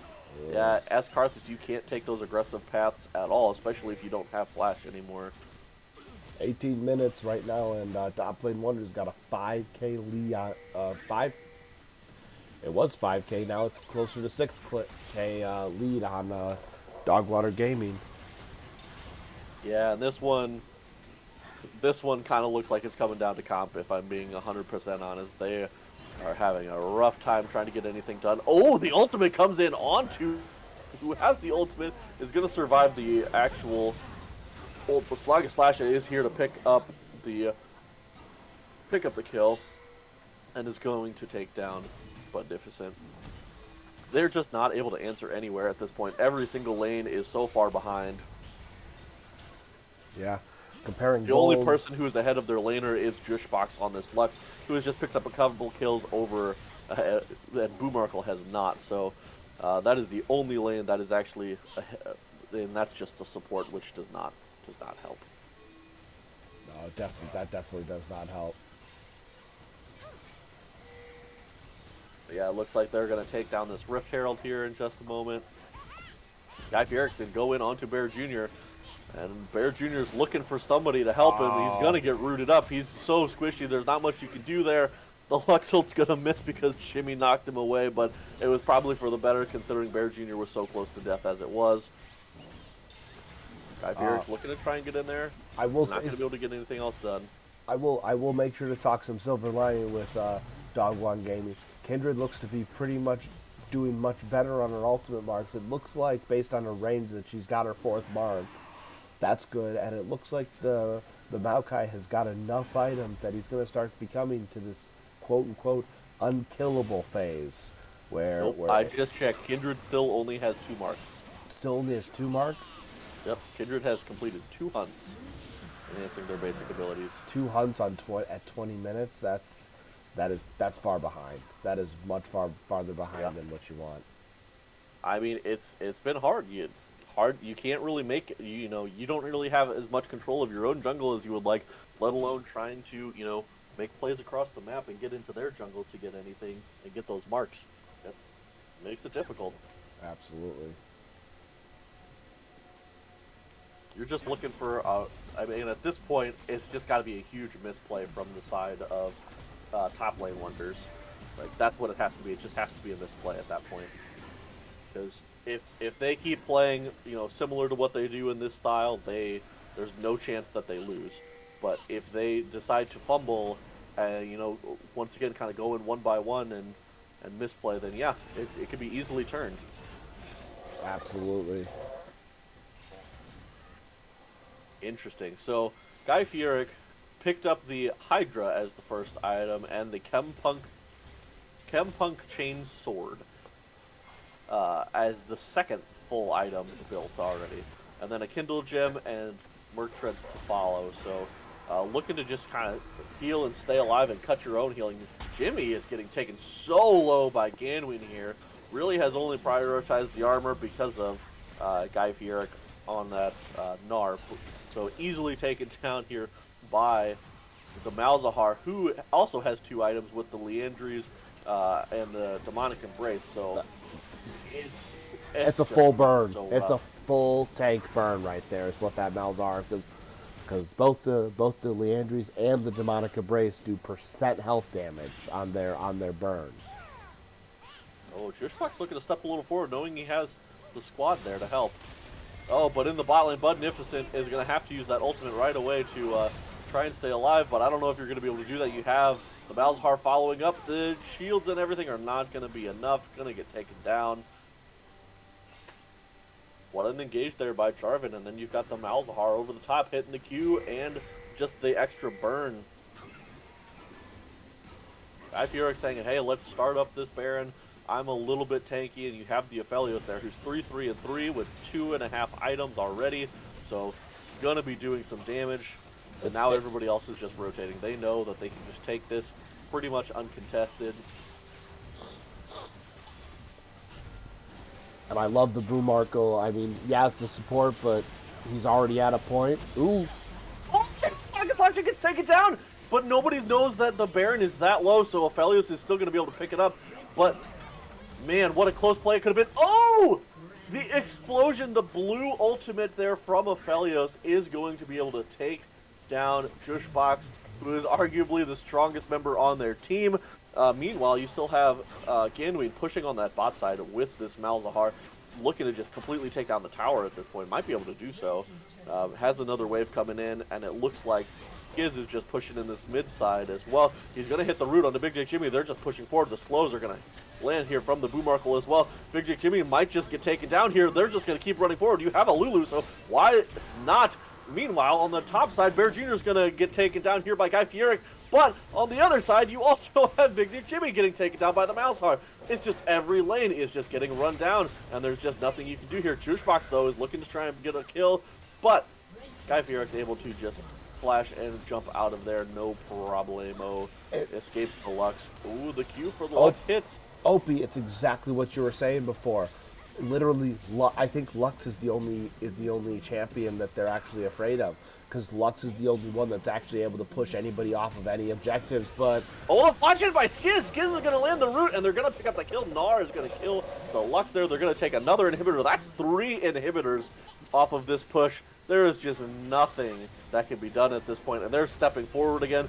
Oh, the ultimate's going to come in from Guy Fieric, who's going to knock people back. Skiz is going to take down the Soraka here. Big Dick Jimmy's trying to step forward to get anything done. They're going to pick up the kill onto Jarvan. That's just a consolation prize, but it's not really going to matter. The more kills are going to keep coming down. They're going to take down the towers, and that is going to be the game. A dominating performance here by Top Lane Wonders in this second game. I mean, what else is there to say? Like, first game came down to just the slightest of execution errors. Slightest of execution errors. This game, I will 100% agree that it was composition. I just think that they picked themselves into a loss. If I'm just being brutally honest, that's my salty runback opinion. I mean, I know that they wanted to try out the the Soraka ADC thing, but if you're gonna try that, I mean, I feel like you need to pick a better comp that can kind of work with it. And I don't know what that comp would be, but I don't think this was that comp either. What else? What I will give Dogwater Gaming credit for is that if they come in and they say my goal is to play Soraka ADC, they gave mostly everything you'd want when you got a Soraka ADC. I mean, it wasn't even ADC either, because it was basically support, because you had Moonstone Renewer and Measure Eyes. Right. I mean, which I don't know if that was the right call either, but I think I would have liked to see the support be somewhat of an AD bruiser. Really quick before we talk, let's get that other poll out there. Get our player of the game for game number 2, and get that out, and then I'll keep rolling on. I would have liked to see an AD support with the Soraka if they wanted to go with the AP, or I would have liked to see another AD threat, say in the mid lane. Don't know if Klug plays Zed or Akshan or Talon or any of that options of an AD threat in the mid lane. That would have given a little more balance. But I'm gonna pivot. My opinion, that player of the game, I gotta give it to Guy Fieric. That Gnar said, "This is my lane. Get out," and he said it again and again and again, and that dominant performance made it so there was no opening, because not only did he We saw it. Not only did he dominate the top lane, but then he took that control in the top lane and went and controlled the river, pushed Kindred off of even more marks, said, no, no, no, no, no. Jarvan might not be here, but I'm still going to stop you from getting your marks on this top side of the map. I mean, I would still like. Guy Fieric had a fantastic game. Made sure that Jimmy literally could do absolutely nothing this game. Just as much as to put it bluntly, just knocked him down and then kicked him while he was down. It's pretty much what happened. Repeatedly. Because it was like there was nothing else that they could do, so Jimmy wasn't able to like make teleport plays to get anything done just because there was nothing else happening on the map. It was just kind of pick after pick that top lane wonders were picking up, and there wasn't enough time. There wasn't any spots really that there was good teleport plays for Jimmy to try and make influence. So it was just like, hey, I got to go back to lane. But at that point, Guy Fieric is basically just diving towers, and it was just too late. Absolutely. But I mean, I personally would still give my MVP to Slaga Slasha. Like, once again, was all over the map, constantly making ganks, shut down the bot lane, made sure that Klugscheißer couldn't do anything either. The only kills Klugscheißer got was a couple nice ultimates to pick up, basically trade kills in the end, is what it tended to be. But picked up a couple kills there, but it was just, Jarvan picking on these,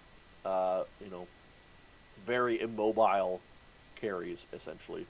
Lux, Karthus, Soraka, no escapes really other than their flashes, and he made them punished for it. So I personally would still give my MVP to Slaga, but yeah, great game for Guy Fieric on that. Skiz as well. You watched his in lane. He was kiting so well and using that Lulu to his advantage, but yeah, I mean, I think it would have to go to one of the other two. Absolutely. Just because of how their strong performance there. What I'll say regarding Skiz's performance, and I could see Skiz had some great plays in the bot lane, but I do think top lane wonders identified in this game. Skiz's job was to make sure Bear Jr. did not go off. That was his sole job, was to make sure that the carry, the obvious carry on Dogwater Gaming, did not get the opportunity to go off. So Skiz gets a lot of credit for holding down what some might consider a beast in this PMALCS. So definitely credit goes there. And I mean, yeah, you're just looking the Soraka build to a very supportive build.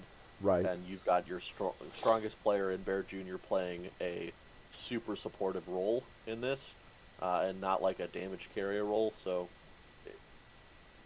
I mean, that's just, it is what it is.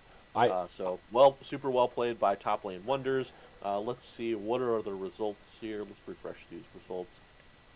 We'll give it just a few more seconds here for everybody to get their votes in. Yeah. How many we got in stream right now?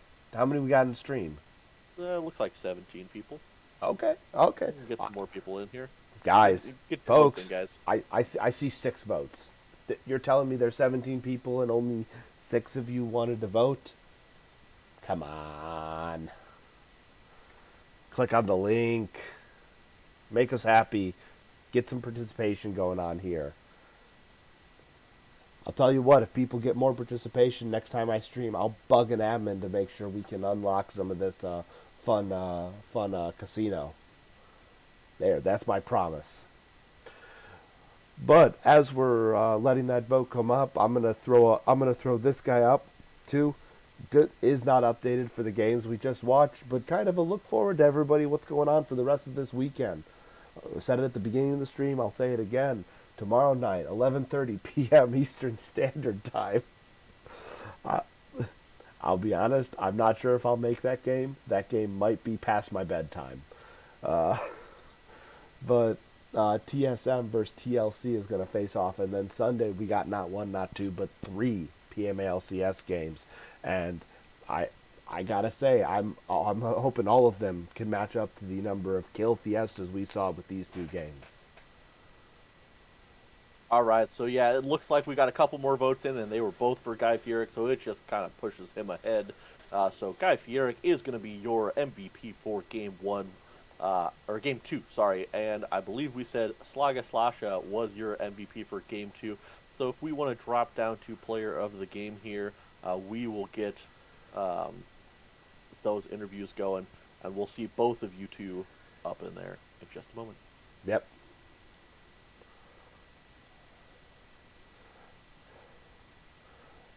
All right. So if you guys didn't hear, someone yell at Guy Fieric, someone yell at Slaga Slasha. Tell him to get into this here. I see a Guy Fieric, and here's a Slaga Slasha.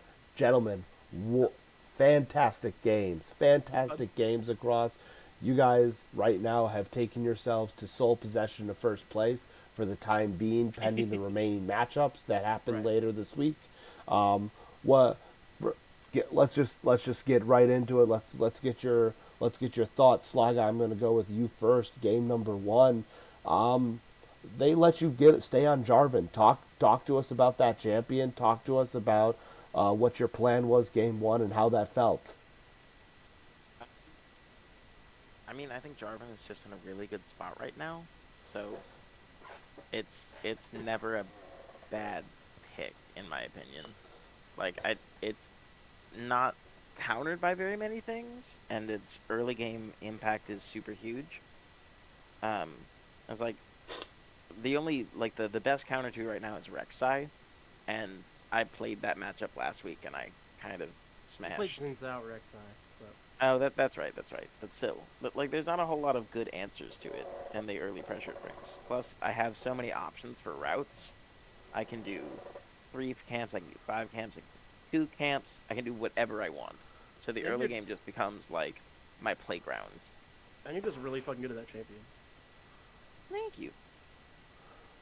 Yeah. Yeah. So we'll go one more step into that, and then we'll get back to a question for Guy Fieric here. But in that first game, and I mean this is a question for both of you.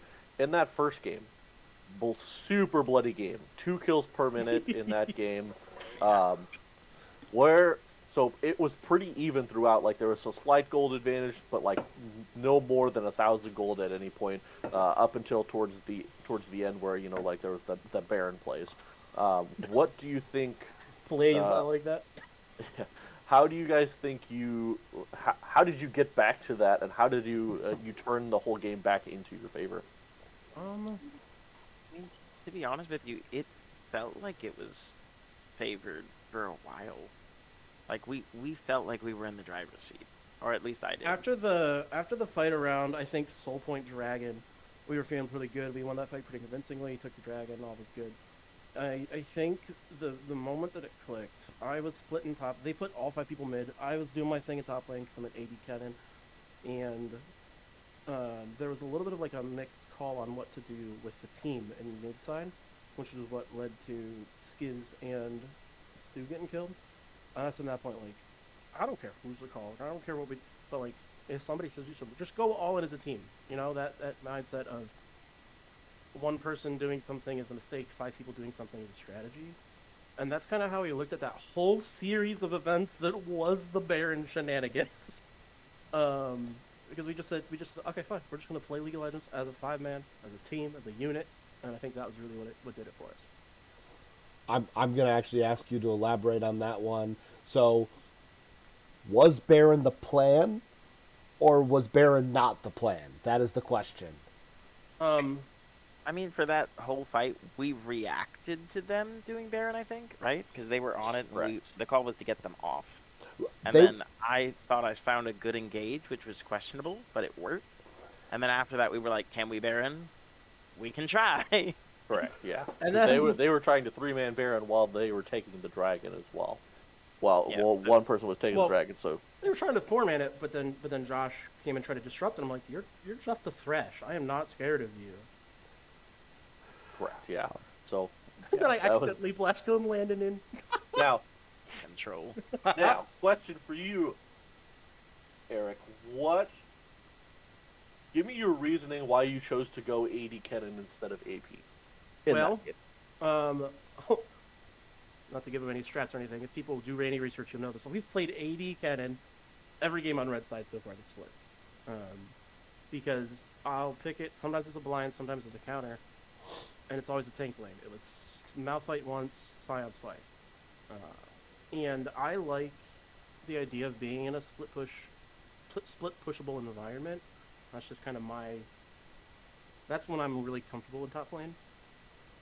And as an AP Kennen, I'm not dealing damage to those people, so they're not spooked from me. Now, in this game, Jimmy was not spooked of my Kennen, so double-edged sword again. I ended up building a little more AP to help counteract that, to just be more effective in a team fight. But it's all about really the split push and about just taking towers as much as I can. Basically, we put him on him because it works. Okay. Yeah, because like the only thing, and I mean, obviously, like doing AD cannon and building Fork into a Scion sounds, in theory, sounds like the right play because, I mean, it should. It looked like you were getting bullied around a little bit in there. Oh, I absolutely was. He was definitely. Jimmy was playing. Jimmy was very, playing very well. really well on Yeah. that Scion. I think my thought was more like, hey, in team fights, if you get a flank or you get into that back line, you just pop them with the one. Yeah. But yeah, that's why we asked, because your whole goal at that point, it sounds like, was more or less to be like that split pushing lane. So if you're an AD cannon, it makes that a little bit easier for you. I love nothing more than when I play a champion and I don't have to team fight at all. Not that I don't like team fighting, but like if I can just go split push and draw pressure and have the team be doing their thing and being good in a good spot, I'm happy. I'm content. And sometimes we have that. Like that was a lot of the game too, where I could just go be in a solo lane and be a nuisance because the rest of the team was not in need of me. So, so quick observation on that first game. Clearly, the push for you guys to win was AD Cannon goes to the bot lane. They sent two, and the second they sent two, the rest of the team clearly said, "Oh, hey, they sent two bot. Take their Nexus." As soon as I died, I was like, well, that's annoying. But I also then looked at the fact that we were smacking there and hit tower. I was like, all right, that's fine. So Now, obviously, transitioning Eric to your player of the game for game two. What does NAR mean to you? well, it's Nar Fully. is It means everyone fully. knows that Nar is my main. I was trying to look it up, but I got sidetracked. How many master points am I at now? Let's see. Humanity 536,000. That's a lot of NAR. And I've been really feeling it lately. It's just comfort. If ever I haven't played League for a month, which happened right before the split, when I come back, other champions, I'm like, how does this work again? NAR, I don't have that problem. I can just pick it up and go. And I have always classically liked taking NAR into Maokai, especially, because Maokai has very little that the tree can do. You might as well make a lumberjack NAR skin, because he'd be cutting down trees in the top lane. And as soon as I picked it, yeah, I guess it could be a flex to support, but I was pretty confident it was going to Jimmy. I was like, just give me NAR. Let me just get that counter pick, get me on my comfort pick, and go from there. So I gotta go. I'll go back and I'll ask Slaga, but I'll ask both you guys. What was your take on the Soraka bot coming through? I mean, honestly, I thought it was an interesting adaptation. The only thing that I would have done differently, I don't think I would have played Lux with it. Because Which is ironic, because that was literally the only thing that was actually working for them in the game. Was Right. the Lux? Right, but the thing is, like, your Karthus is eventually going to scale. Your where were they playing top lane again? Maokai. They're Maokai. playing Maokai top. So that's eventually going to be like these two really effective team fighters. All you need is some kind of threat that the Soraka can really, like, not just the Karthus, but an AD threat you can push. They chose to do that with the Kindred and with Buddy's Kindred. Kindred's a weak early game jungle, and you just picked it into a Jarvan that Probably the strongest early game jungle. Yeah. I smashed with last game. So I wouldn't have done Kindred. I would have put Buddy on maybe like as in Chow, or something more Bruiser-esque, Or even like And having then- a Jax top. and then like maybe a Pantheon bot, or even a Pike bot would have been fun. Ooh, yeah. Like that's where I would have taken the draft. Like be even more aggressive if you have this Soraka that if the goal of the Soraka is to enable your team to make like just stupid plays possible, pick champions that can make stupid plays possible. You know what I Well, mean? That's well, words to live by. well, Somewhere. everybody, I was gonna say you heard it here. Make stupid plays possible, and honestly, and I gotta say, until you guys lose in this split, nobody can argue that that is not the correct solution to winning in the PMALCS. Opie, do you got any more questions for the players of the game? Nope, I think that about covers it. All right, everybody. Thank you for coming out of the stream. Congratulations again to Slaga Slasha for player of the game for the game 1 in the series. Guy Fieric for player of the game for game 2 of this series. Oh, My name is Nature. I wanted to say something else. I'm sorry. Oh, go ahead. Go ahead. I forgot. This is my first time I've actually gotten player of the game on NAR and PMALCS. Is it really? I've been into picking it, and so then I get just hard countered or camped or whatever, and then so now I have that. Huzzah! Huzzah, in fact, you sir. were. No, as I was saying, my name is Nature Dan. My casting buddy here is Opie. Thank you, everybody, for hanging out on the stream. We hope to see you in the rest of the games for the rest of this weekend, and peace out.